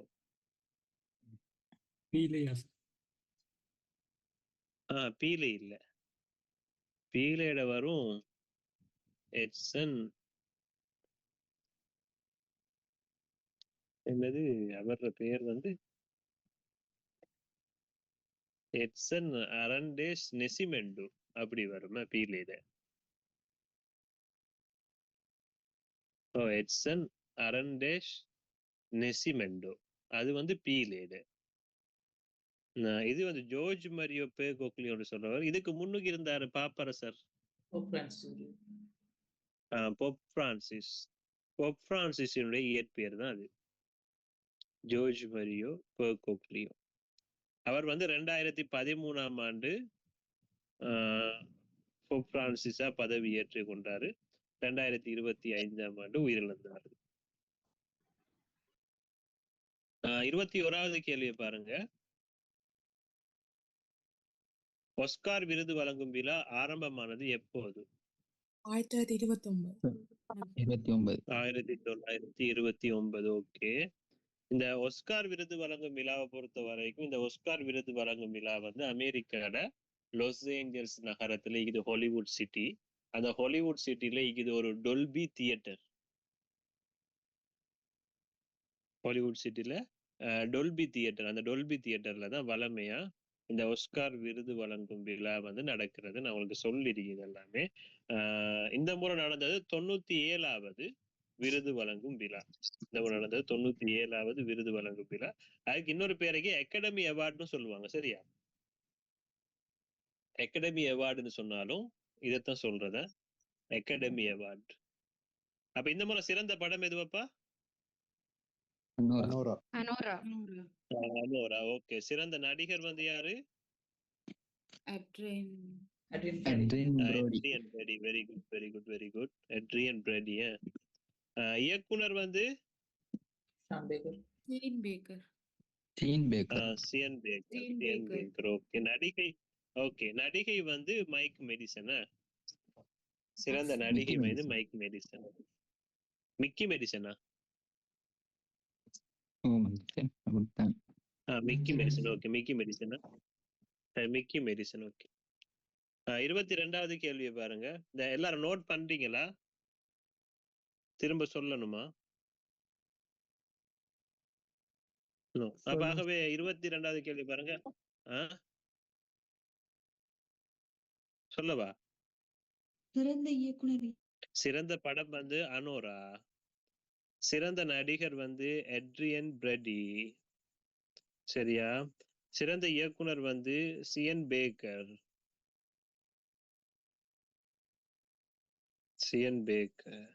சிறந்த நடிகை வந்து மிக்கி மெடிசன். சிறந்த நடிகை வந்து மிக்கி மெடிசன்.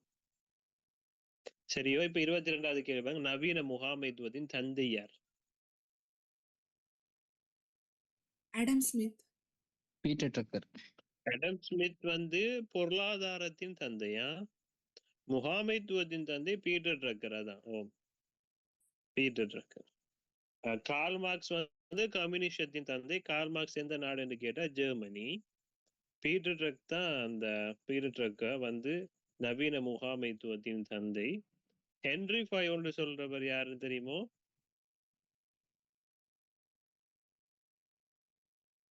இந்த மேனேஜ்மெண்ட் படிச்சாக்கள் கேள்விப்பட்டிருப்பீங்க அந்த பேரை. கொஞ்சம் ஹென்ரி ஃபயோல்டு சொல்றப்போ அந்த முகாமைத்துவம் என்ன, the functions of management அப்படின்னு அது சம்பந்தமா நிறைய தியரிஸ் தந்திக்கிறார் அவரு.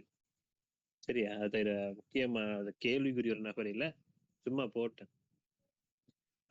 23வது கேள்வியை பாருங்க. ஈரநிலங்கள் பாதுகாப்பு.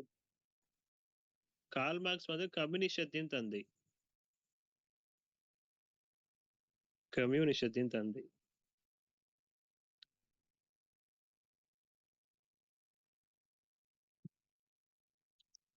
ஓகே. 23வது கேள்வியை பாருங்க. ஈரநிலங்களின் பாதுகாப்பு தொடர்பான சமவாயம் யாது? ரம்சார் உடன்படிக்கை. சரி. அதுல இந்த பேசல்னு சொல்றது என்னன்னு தெரியுமா? ஆபத்தான கழிவுகளை. Very good. அதாவது அபாயகர கழிவுகளின் வெளியேற்றம் தொடர்பானது. 1989.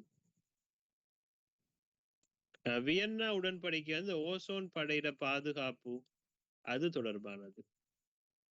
வியன்னா உடன்படிக்கை வந்து ஓசோன் படையிட பாதுகாப்பு தொடர்பானது.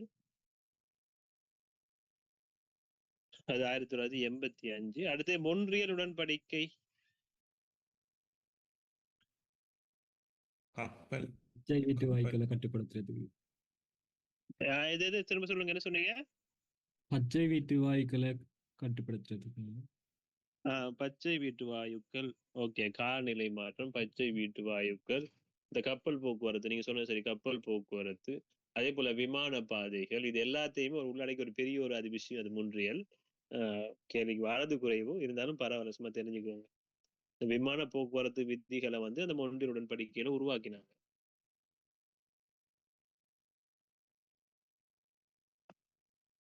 நான் 24வது கேள்வி. இந்த 24வது கேள்வி பாருங்க. தந்திரமாகவே நாடொன்றினை ஆட்சி செய்ய வேண்டும் என்ற கருத்தை கொண்ட நூல் எது? குடியரசு. குடியரசு, பிளேட்டோட. விலங்கு எதுவும் பதிலா சொன்னீங்கம்மா?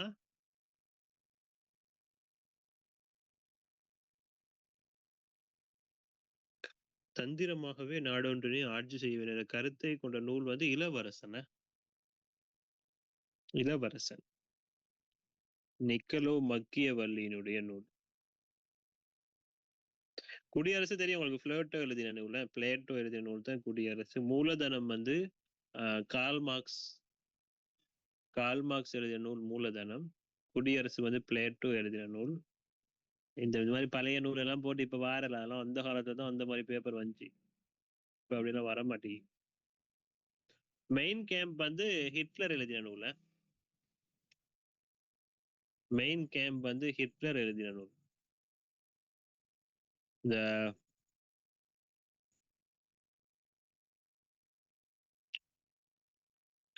நூல் சம்பந்தமா கொஞ்சம் கூகுள் சர்ச் பண்ணுங்க. அதாவது இந்த ஃபேமஸ் புக்ஸ் யார் எழுதினை சும்மா எழுதி அதில் ஒரு குறிப்பிட்ட ஒரு 5-6 புத்தகம் யார் எழுதின ஒருக்கா பார்த்துட்டு போங்க.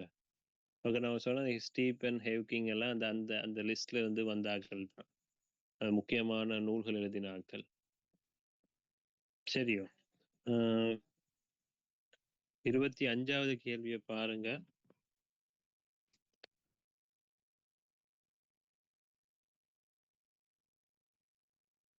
இலங்கையின் தகவல் அறியும் சட்ட மூலம் யாது?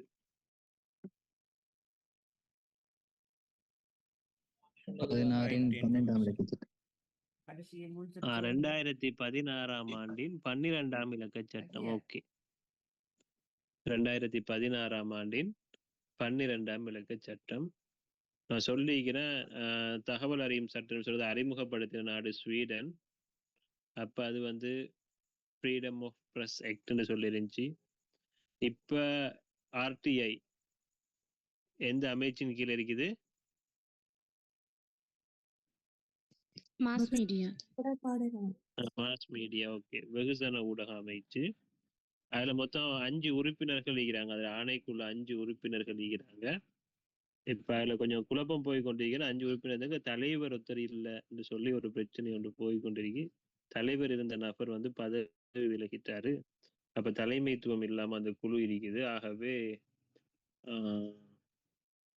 இதனுடைய அந்த தன்மையில கொஞ்சம் சிக்கல் இருக்கின்ற மாதிரி கொஞ்சம் பிரச்சனை ஒன்று போய் கொண்டிருக்குது அரசாங்கத்துல. சரியா? அப்படியே வாங்க, முதலாவது கேள்வி. பிரேக் எதுவும் தேவை இல்லை தானே? இல்ல சார். இல்ல. Okay, very good. சரியா, குயிக்கா முடிச்சிருவோம். ஐக்கிய நாடுகளின் பாதுகாப்பு சுட்டத்தின் அடிப்படையில் சிறந்த சைபர் பாதுகாப்பு சைபர் உபாயத்தை கொண்டு ஆசிய நாடு எது? Singapore. Very good, Singapore. Yes sir, கிட்டத்தில் நியூஸ் ஒன்று பார்த்தேன், சிங்கப்பூர் இதெல்லாம் ஹெக் பண்ணப்பட்டீங்கன்னு சொல்லி வந்துச்சு.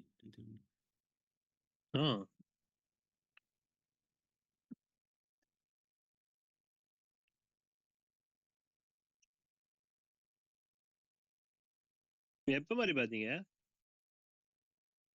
ரீசெண்டா மாதிரி தான் சார். சிங்கப்பூர் வந்து இதெல்லாம் டவுன் ஆக போகுதுன்னு சொல்லி அப்படியா? ஆனா நீங்க சொல்றது உண்மை இருக்கும். ஆனா இப்ப இந்த இதுகள்ல வந்து பார்த்தா இப்போ சரியான ஆசிய நாடு சைபர் பாதுகாப்பு கொண்ட நல்ல ஆசிய நாடு சொன்னா சிங்கப்பூர் தான் சொல்லப்பட்ட நாடு. இப்ப அவங்களோட சைபர்லயே கொஞ்சம் குழப்பம் வைக்கிறதுன்னா யோசிக்க வேண்டிய விஷயம் தான். இந்த கேள்விக்குரிய பதில் வந்து சிங்கப்பூர். ஆனா சரியா?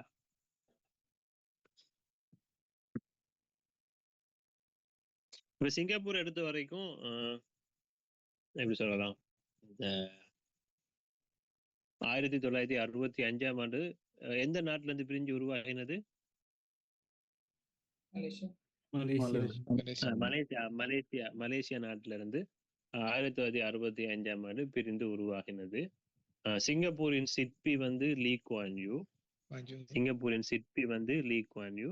அவர் எழுதின முக்கியமான அறிக்கை அல்லது நூல் எதுன்னு கேட்டா from third world to first. From third world to first. மூன்றாம் உலக நாடுகள்ல இருந்து முதலாம் உலக நாடு இந்த ஒரு தலைப்புல ஒரு அறிக்கையோ அல்லது ஒரு புத்தகம் அப்படின்னு சொல்லப்படுது. அது வந்து அவர்ல தான். வேற சிங்கப்பூர் பத்தி சொன்னா கீழ் திசையின் முத்து. சொல்லுங்க ஐயா.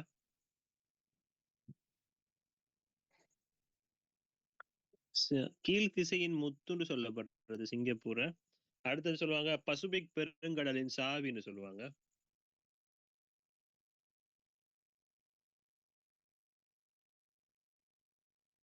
கீழ் திசையின் முத்து.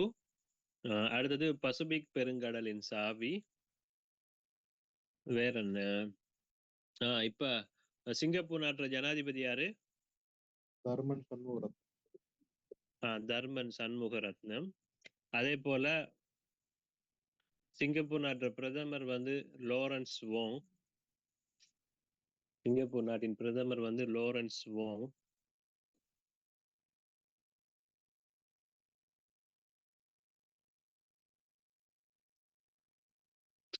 ஊழல் குற்றச்சாட்டுல கைது செய்யப்பட்ட நபர் யாருன்னு தெரியுமா சிங்கப்பூர்ல?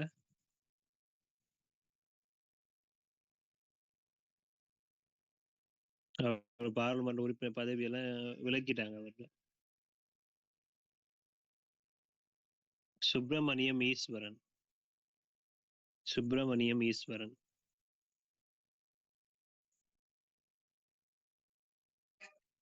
எனக்கு நினைவுல எந்த விஷயம் சொன்னா உங்களுக்கு வேற எதுவும் விஷயங்கள் சிங்கப்பூர் பத்தி தெரிஞ்சா சொல்லுங்க, எழுதுவோம்.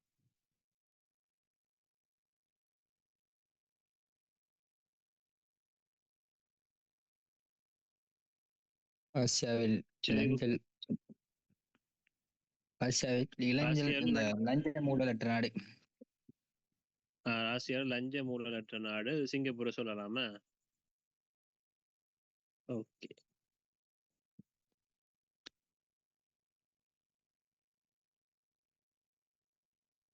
ரெண்டாவது கேள்வி பாருங்க. அமெரிக்காவினதும் கனடாவினதும் எல்லையில் காணப்படும் நீர்வீழ்ச்சி என்ன?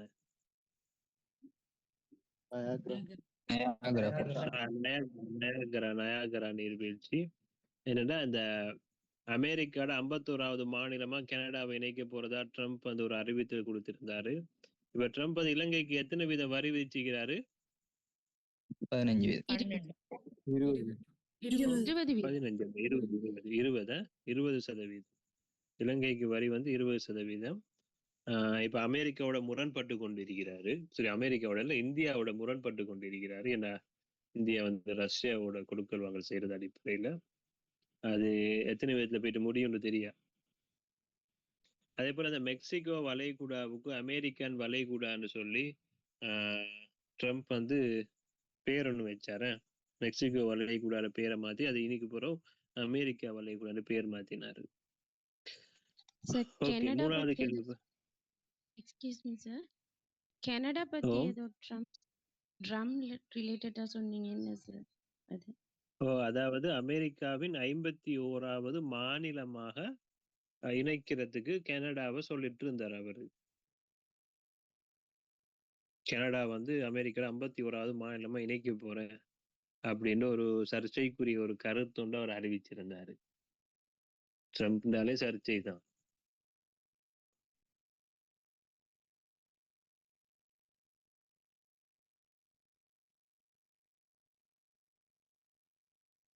மூணாவது கேள்வியை பாருங்க. ஆப்கானிஸ்தானின் தலிபான் அரசை அதிகாரப்பூர்வமாக அங்கீகரித்த முதலாவது நாடு எது? Russia. Russia. Okay, very good. Russia. Okay, ரஷ்யால தான் இந்த செஞ்சதுக்கம் இருக்குது. செஞ்சதுக்கம் ரஷ்யால இருக்குது. இந்த ரஷ்யாவுக்கும் இப்ப உக்ரைனுக்கும் இடையில போர் நடந்து கொண்டிருக்கு. நம்ம அது சம்பந்தமா பார்க்கணும். அப்ப என்னன்னா, உக்ரைன் போயிட்டு நேட்டோட சேர போட்டு சொன்னதாலதான் அந்த பிரச்சனை போய் கொண்டிருக்குது. இப்ப ரஷ்யாவோட ஜனாதிபதி யாரு? Vladimir Putin. Vladimir Putin. அதே போல உக்ரைன் நாட்டினுடைய ஜனாதிபதி வந்து விளாடிமிர் செலன்ஸ்கி. விளாடிமிர் செலன்ஸ்கி அவர் வந்து உக்ரைன் நாட்டினுடைய.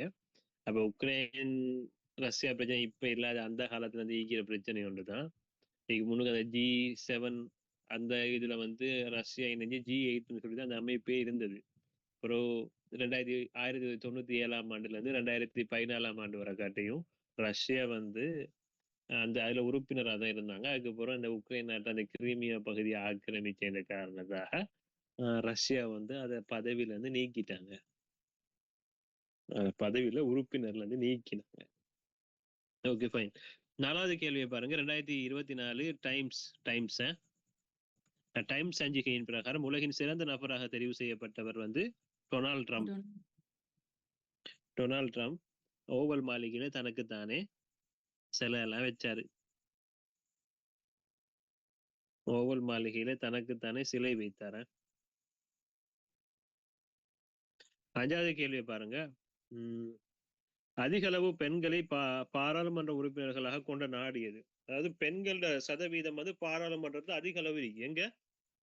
ருவண்டா.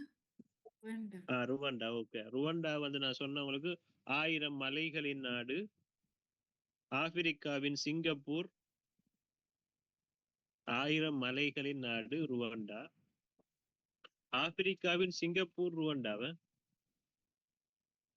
ஆப்பிரிக்காவின் சிங்கப்பூர் வந்து ருவண்டா.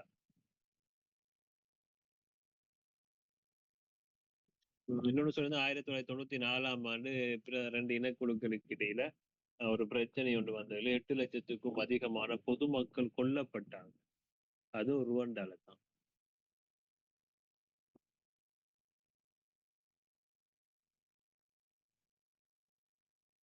நீங்க இந்த ஏசியன் டைகர்ஸ்னு சொல்லி ஒரு விஷயம் கேள்விப்பட்டிருக்கீங்களா? Asian tigers.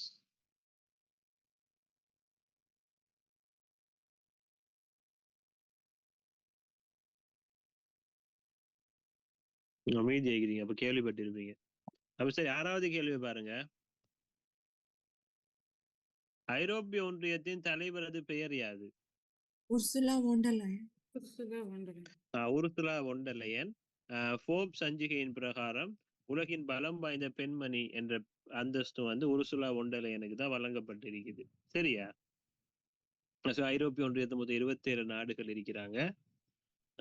அதுல 20 நாடுகள் யூரோ வந்து தன்னுடைய நாட்டு நாணயமாக பயன்படுத்துறாங்க. அதோட தலைமையகம் எங்க இருக்குது? ஐரோப்பிய ஒன்றியத்துல தலைமையகம் ஹெட் குவார்டர்ஸ் பெல்ஜியத்துல பிரசல்ஸ் நகரத்துல இருக்குது. நேட்டோ அமைப்பினுடைய தலைமையகமும் அதே பெல்ஜியம் பிரசல்ஸ் நகரத்துல தான் இருக்குது. Okay, fine.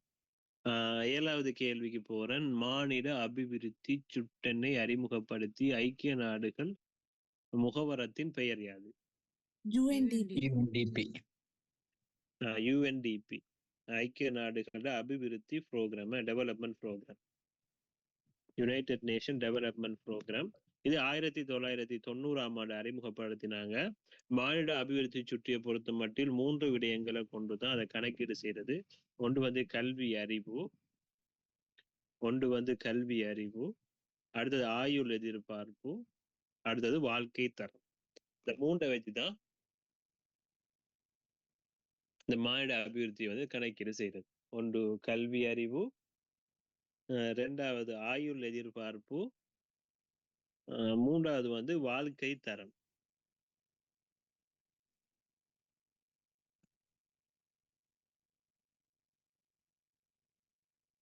எட்டாவது கேள்வி பாப்போம். 16 வயதுக்கு உட்பட்ட சிறுவர்களுக்கு சமூக வலைத்தளங்களின் பயன்பாட்டை தடை செய்துள்ள முதலாவது நாடு எது? Australia. Australia. Australia. Okay, very good. காதல் ஹோமோன் அல்லது காதல் மருந்து என அழைக்கப்படுற ஹோமோன் எது? ஆக்சிடோசின். ஆக்சிடோசின். ஓகே. இலங்கை 49வது தேசிய விளையாட்டு விழா எங்கு நடைபெறுகின்றது? காலி. காலி கடூர். காலி காலி காலி. Okay, very good. 11வது கேள்வி, அதிக அளவு பணம் செலுத்தப்படும் விளையாட்டு வீரர் யாரு? ரொனால்டோ. கிறிஸ்டியானோ ரொனால்டோன்னு சொல்லுங்க, அப்பதான் கொஞ்சம் நல்லா இருக்கும். Cristiano Ronaldo. ஏன்னா ரொனால்டோன்னு சொல்ல போகல, பிரேசிலே ரொனால்டோன்னு ஒரு பிளேயர் இருந்தான் முந்தி. அப்ப கிறிஸ்டியானோ ரொனால்டோன்னு சொல்றது அவர் எந்த நாடு? அர்ஜென்டினா. அர்ஜென்டினா. மண்ணலி தட்டி நீங்க ஃபேவரட் பிளேயர் அப்பா.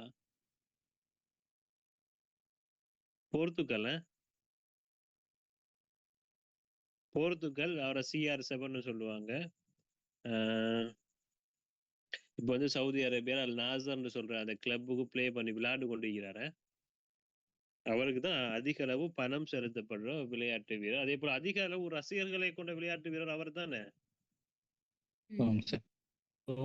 ஓகே, சரி, ஓகே.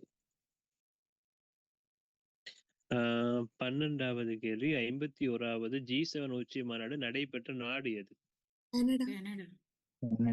கனடா. அப்ப இந்த G7 அமைப்பு பொறுத்த வரைக்கும் G7 வந்து ஃபார்மேஷன் அதுல 1975 நான் 1973 இதுக்கு முன்னூறு தந்திக்கிறேன் ஒன்றுல. அதோட ஃபார்மேஷன் வந்து 1975.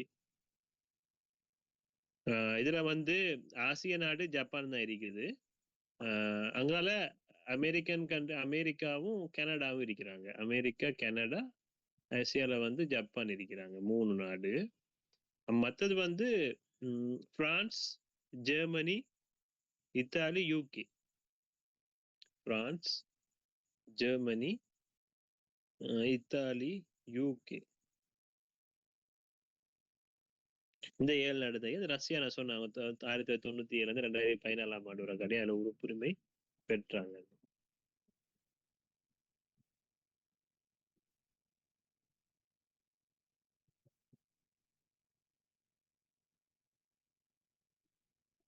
ஓகே. 13வது கேள்வி பாருங்க, முதலாவது டெஸ்ட் சாம்பியன்ஷிப் கோப்பை வென்ற நாடு எது? நியூசிலாந்து. South Africa. நியூசிலாந்து. முதலாவது டெஸ்ட் சாம்பியன்ஷிப் இல்லையா? முதலாவது டெஸ்ட் சாம்பியன்ஷிப் கோப்பை வென்றது நியூசிலாந்து. சரியா? 2வது வெற்றினது ஆஸ்திரேலியா. 3வது இப்ப அண்மையில நடந்தது தான் 3வது சாம்பியன் கண்ட்ரி தான் சவுத் ஆப்பிரிக்கா. சரியா? முதலாவது சொல்றது 2019 2021 ஆண்டு. அந்த காலப்பகுதி 2019 2021 அந்த காலப்பகுதியில வந்தவங்க தான் முதலாவது சாம்பியன் நியூசிலாந்து. 2021 2023 வந்து 2வது டெஸ்ட் சாம்பியன்ஷிப் போட்டி. அதுல ஆஸ்திரேலியா சாம்பியன் பெற்றம். இப்ப கடைசியா நடந்தது 2023 ஆண்டு தொடக்கம் 2025 ஆண்டு பகுதி.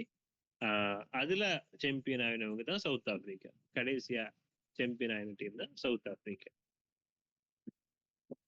இப்ப போய்கொண்டு 2025 தொடக்கம் 2027 இப்ப போய்கொண்டு இருக்குது. அது ஒரு ஸ்டெப் பை ஸ்டெப் போய்கொண்டிருக்கும். அந்த ரேங்க் படி இலங்கை 2வதெல்லாம் இருக்கு. 14வது கேள்வி வந்து 1 கோடி சப்ஸ்கிரைபர்ஸ் கொண்டமைக்காக யூடியூபினால் அண்மையில் இலங்கையருக்கு வழங்கப்பட்ட விருதின் பெயர் யாது? Diamond play button. Diamond play button. அவரோட யூடியூப் சேனல் என்ன? Wild cook book. Wild cook book. Owner வந்து சரித் சில்வா. அவரோட பேர் சரித் சில்வா. ஓகே. இப்ப இந்த கிட்டத்துல இதாக்கினாங்க 40 கோடி சப்ஸ்கிரைபர்ஸை கொண்டு உலகத்திலே அதிக அளவு சப்ஸ்கிரைபர்ஸை கொண்டதுன்னு சொல்லி ஒரு யூடியூப் சேனல் உண்டு. மிஸ்டர்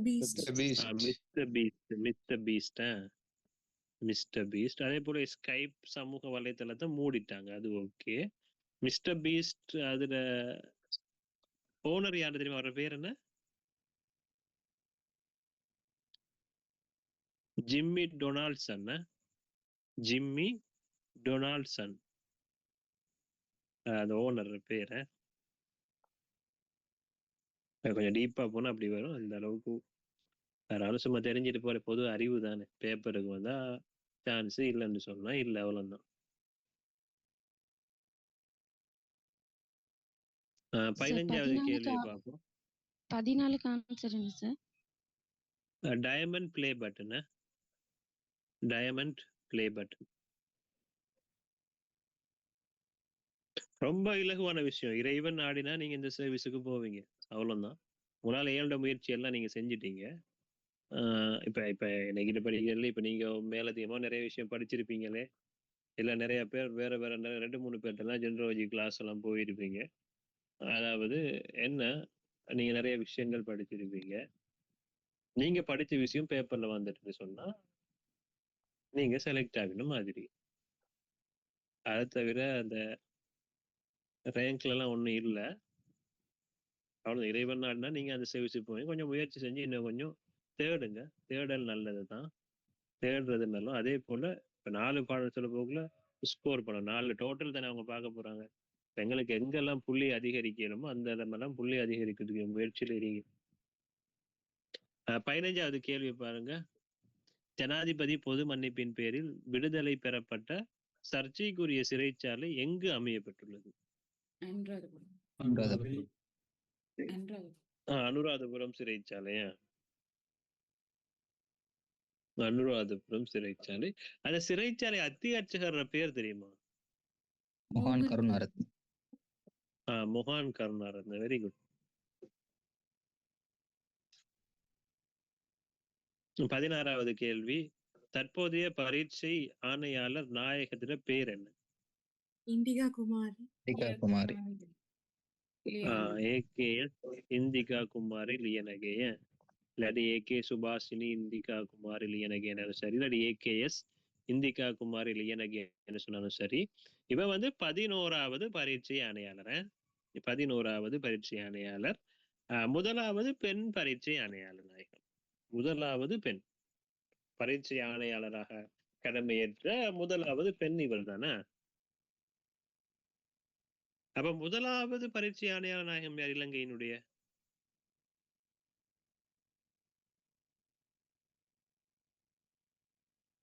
இந்த கேள்வி உங்களுக்கு வராது. தற்போதைய பரீட்சை ஆணையாளர் யாருன்னு உங்களுக்கு கேள்வி வராது.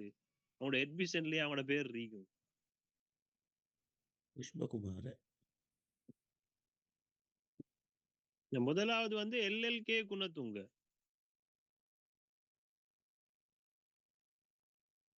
சரியா? முதலாவது பயிற்சி ஆணையாளர் எல்எல்கே குணத்துங்க.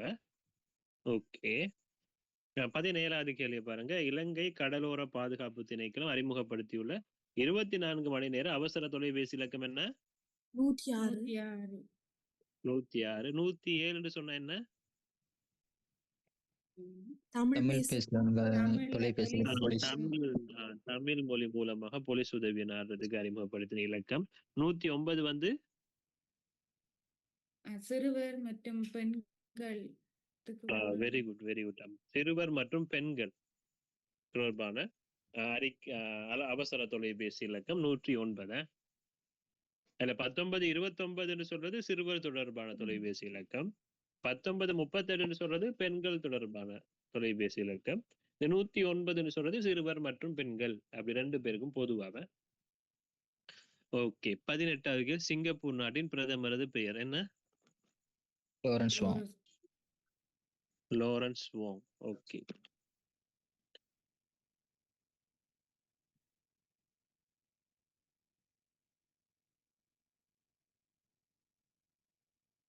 ம் 19 உலகின் மிகப்பெரிய நன்னீர் ஏரி? மரியானா அலி. சுப்பீரியர். சுப்பீரியர். மரியானா அலி வந்து அது எப்படி சொல்றது?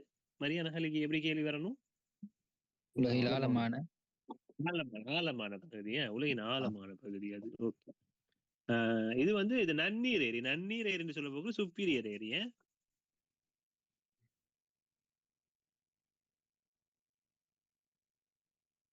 இப்ப அந்த அவங்க சொன்னாங்களா மரியானா அலி என்று, மரியானா ஆலிண்டு இந்த மாதிரி தான் இந்த தடுமாற்றம் தான் உங்களுக்கு அந்த எக்ஸாம் ஹால்ல வர தடுமாற்றம். சரியா? ரொம்ப கவனமா இருங்க. சுப்பீரியர் ஏரி.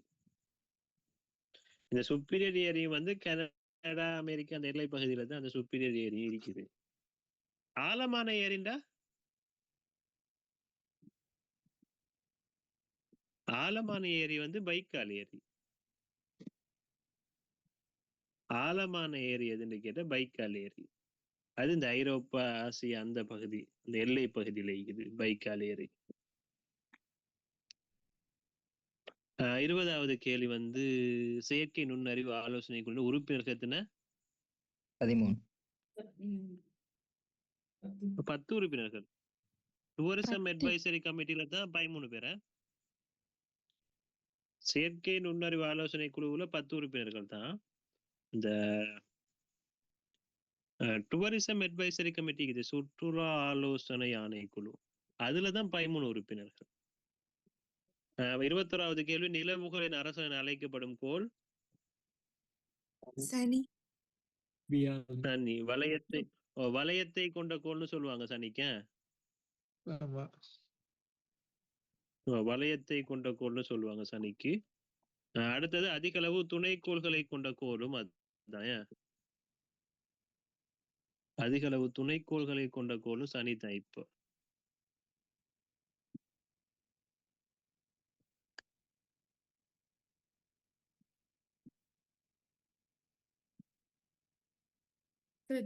லாஸ்ட் கிளாஸ் வந்தீங்க கோள்கள் சம்பந்தமா நிறைய சொல்லிட்டு நான் நிறைய விஷயம் தந்தீங்க. இது சனியை பத்தி மட்டும் தான் சொல்றேன். சொல்லுங்க. ஜூபிட்டர் இல்லையா? ஜூபிட்டர் இல்லையா? ஜூபிட்டர் இல்லையான்னு கேட்டா முந்தி வந்து ஜூபிட்டர் தான். மிகப்பெரிய கோள் ஜூபிட்டர் தான். இல்ல அவங்க சொன்ன விஷயத்துல ஒரு உண்மை இருக்கு. என்னண்டா முந்தி வந்து ஜூபிட்டர் தான் அதிக அளவு துணைக்கோள்களை கொண்டிருந்தது. ஆனா இப்ப இருக்கிற அந்த நவீன கண்டுபிடிப்புகள் எல்லாத்தையும் வச்சு பார்க்கும்போது இல்ல ஜூபிட்டரை விட வந்து சனியில வந்து அதிக அளவு துணைக்கோள்கள் இருக்கிறதா கண்டுபிடிச்சிருக்கிறாங்க. சரியா? இப்ப ஜூபிட்டர்ல வந்து 95 சனியில வந்து 140 சொச்சத்துல துணைக்கோள்கள் இருக்கிறதா கண்டுபிடிச்சிருக்காங்க. சரியா? துணைக்கோள்கள் சார் அரசன்னு சொல்றாங்க. மேபி இருக்கலாம். சரி. கூகுள் அடிக்க நிலவு தான் சார். அதுதான் சொல்றது நிலவுகள். சரி ஓகே. எப்படி சர்ச் பண்ணுங்களேன். இந்த அதிக அளவு துணைக்கோள் கொண்ட கோள் எதுன்னு சும்மா சர்ச் பண்ணி பாருங்களேன். சந்தேகத்துல போவானே தெளிவடிச்சு போவோமே.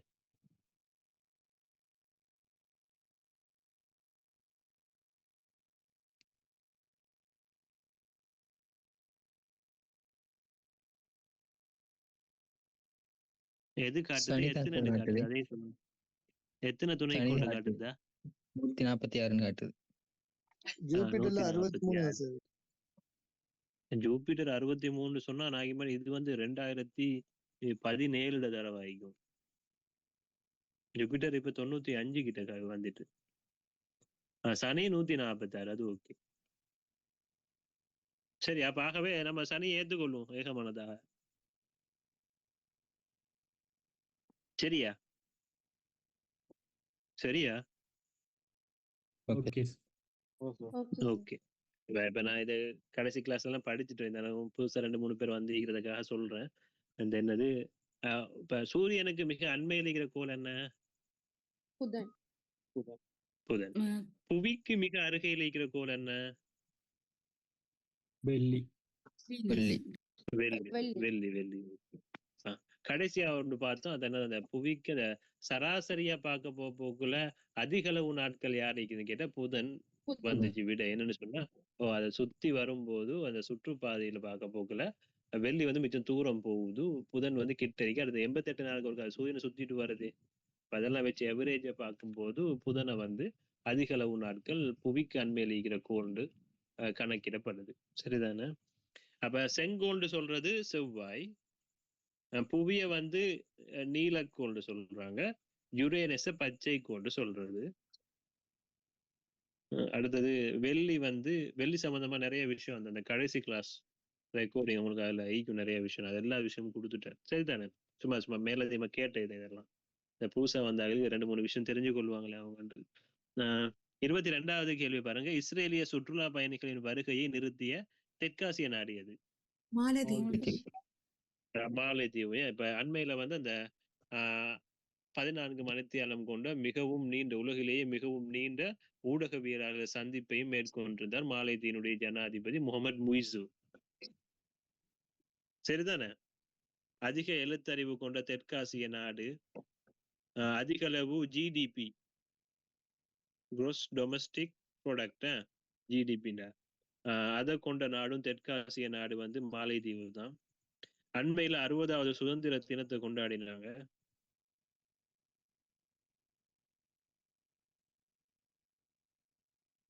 ஆஹ் 23வது கேள்வி வந்து, அண்மைய பொருளாதார பிரச்சனை காரணமாக நஷ்டத்தை எதிர்கொண்ட அரசு வங்கி எது? பீப்புள்ஸ் பேங்க், மக்கள் வங்கி. Very good. ஐக்கிய நாடுகள் தாக்குதல் இலங்கைக்கான பிராந்திய அலுவலகம் கொழும்புல எந்த பகுதியில் இருக்குது? Colombo 7 sir. Colombo 7. Okay, very good. பொதுவாக கொழும்பு 7ல தான் முக்கியமான இந்த பிஎம்ஐசிஹெச், இப்ப நான் அந்த உள்நாட்டு அலுவல்கள் அமைச்சு, சுதந்திர சதுக்கம், இது எல்லாமே கொழும்பு 7 தானே? ஓகே. இப்ப உங்களுக்கு அது தெரியுமா, இலங்கை வந்து பேங்க்ரப்ட் ஆகுனாங்கல்ல, அதாவது இலங்கை வங்குரோத்து நிலையை அடைந்ததுன்னு சொன்னாங்கல்ல அந்த பொருளாதார பிரச்சனை எல்லாம் நடக்கிற டைம்ல, அது எப்ப இலங்கை வந்து ஒபிஷியலா இன்ஃபார்ம் பண்ணாங்க, நாங்க பேங்க்ரப்ட், நம்ம வங்குரோத்து நிலையை அடைஞ்சிட்டோம் அப்படின்னு சொல்லி இலங்கை வந்து எப்ப அறிவிச்சாங்கன்னு தெரியுமா? இலங்கை எப்ப அந்த வங்குரோத்து நிலையை அடைந்ததுன்னு தெரியுமா? இங்கிலீஷ்ல சொல்லுவாங்க பேங்க்ரப்ட்னு சொல்லுவாங்கல்ல, பேங்க்ரப்ட். அது எப்பன்னு சொன்னா இலங்கை வங்குரோத்து நிலையை அடைஞ்சு வந்து 2022 ஏப்ரல்ல தான் ஸ்ரீலங்கா ஒபிஷியலி அனௌன்ஸ் பண்ணாங்க, நம்மள்ட்ட ஒண்ணும் இல்லப்பா திரும்ப தாரத்துக்கு. வாங்கின கடன் எல்லாத்துக்கும் என்ன சொன்னா, இப்ப இலங்கையை பொறுத்த வரைக்கும் இலங்கை கடன் செலுத்துறதல்ல, வட்டி தான் செலுத்திட்டு இருக்கிறாங்க. ஒவ்வொரு நாட்டுக்கும் வந்து அவங்களுக்கு கடன் சலுகை திருப்பி கொடுக்குறதில்ல. ஸ்ரீலங்கா வந்து அவங்களுக்கு அதுக்குரிய வட்டி சலுகை தான் கொடுத்து கொண்டு இருந்தாங்க.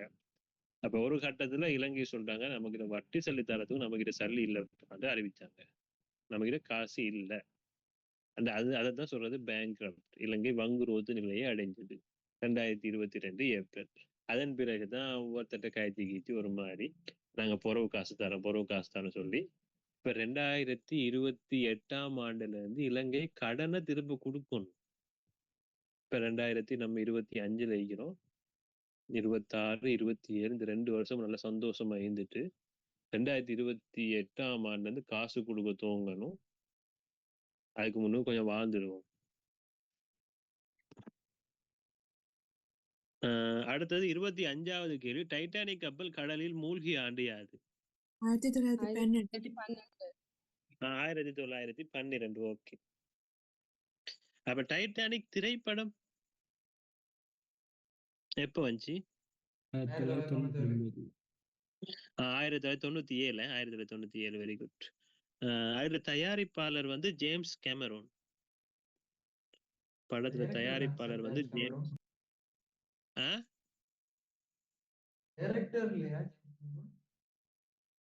சொல்லுங்கல்ல. படத்துல இயக்குனர் ஜேம்ஸ் கேமரோன். ஜேம்ஸ் கேமரோன் இயக்குனர் வந்து ஜேம்ஸ் கேமரோன். அப்ப இந்த டைட்டானிக் கப்பலை பாக்குறதுக்காக தான் அந்த டைட்டன் நீர்மூழ்கி கப்பல் போச்சு. அப்ப இந்த டைட்டன் நீர்மூழ்கி கப்பல் வந்து அந்த டைட்டானிக் கப்பலை பாக்குறதுக்காக தான் போனது. அப்ப அந்த டைட்டன் நீர்மூழ்கி கப்பலை வந்து உருவாக்கிய நிறுவனம் வந்து அதோட பேர் வந்து ஓஷன் கேட்னு சொல்ற நிறுவனம் தான் அந்த டைட்டன் நீர்மூழ்கி கப்பல் வந்து உருவாக்கினது. இப்ப அந்த 2023 ரிப்போர்ட் இப்பதான் ரிலீஸ் பண்ணிருக்கிறாங்க. அது வந்து முழுக்க அந்த ஓஷன் கேட்னு சொல்ற நிறுவனம் தான் இதுக்குரிய பதில சொல்லணும். ஏன்னா அதுக்கு ஏற்கனவே நிறைய பிரச்சனை லீக்க போக்குல தான் அவங்க ஆபத்தான ஒரு நிலைமை இருக்கும் போதே தான் அவங்க அந்த நீர்மூழ்கி கப்பல் அனுப்பிக்கிறதா இந்த அமெரிக்கா வந்து இப்ப ரிப்போர்ட் எல்லாம் கொடுத்துக்கிறாங்க அதுக்கு. சரியா? அப்ப இவ்வளவு நான் கிளாஸை முடிக்கிறேன். ஓகே, மீண்டும் நாளை சந்திப்போம். இந்த நாள் இனிய நாளாக அமைய எல்லாருக்கும் வாழ்த்துக்கள். யாரும் எதுவும் கேள்விக்கு பதில் எழுத இல்லைன்றா நீங்க இது கேட்கலாம், நான் அதுக்குரிய பதில்களை சொல்லுவேன். கேள்வியை மட்டும் கேளுங்க. Just wait. 20வது ஆன்சர் சொல்லுங்க சார் ப்ளீஸ்.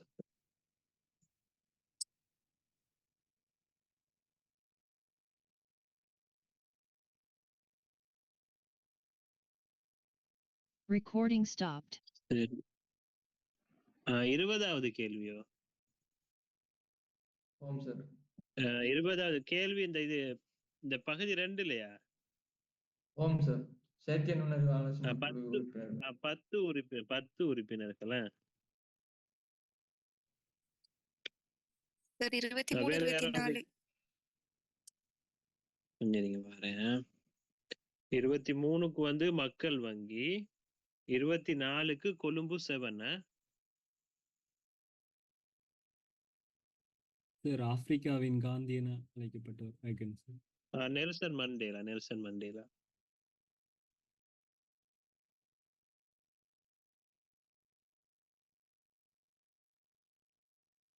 சார் 2வது விளங்கல. 2வதுக்கு என்ன சார்?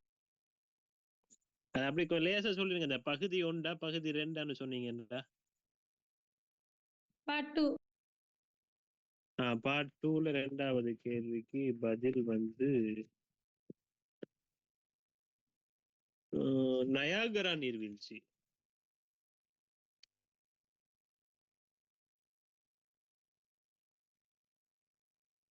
இருபத்தி 21க்கு பதில் வந்து சனிய.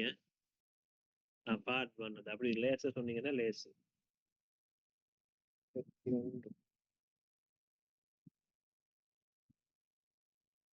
1929மா? சரி, ஓகே. இவ்விடத்தோட பார்ட் 1 3வது கேள்வி. 3வது கேள்விக்கு பதில் 2வது 8.2. ஓகே. பார்ட் 1ல 4வது பிலிப் குணவர்தன. 1வது பிலிப் குணவர்தன. பார்ட் 1ல 1க்கும் 2க்கும் 3வதுக்கு நெசட். 2வதுக்குரிய பதில் வந்து பின்லாந்து.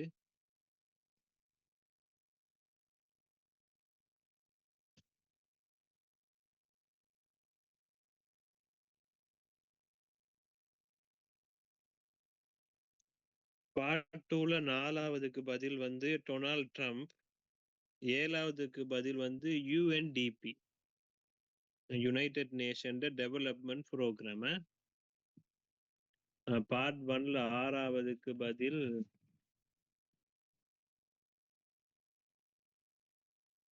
டென்மார்க்.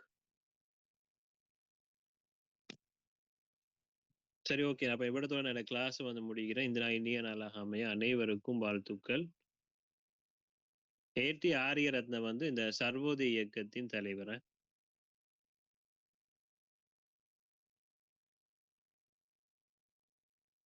தேங்க்யூ.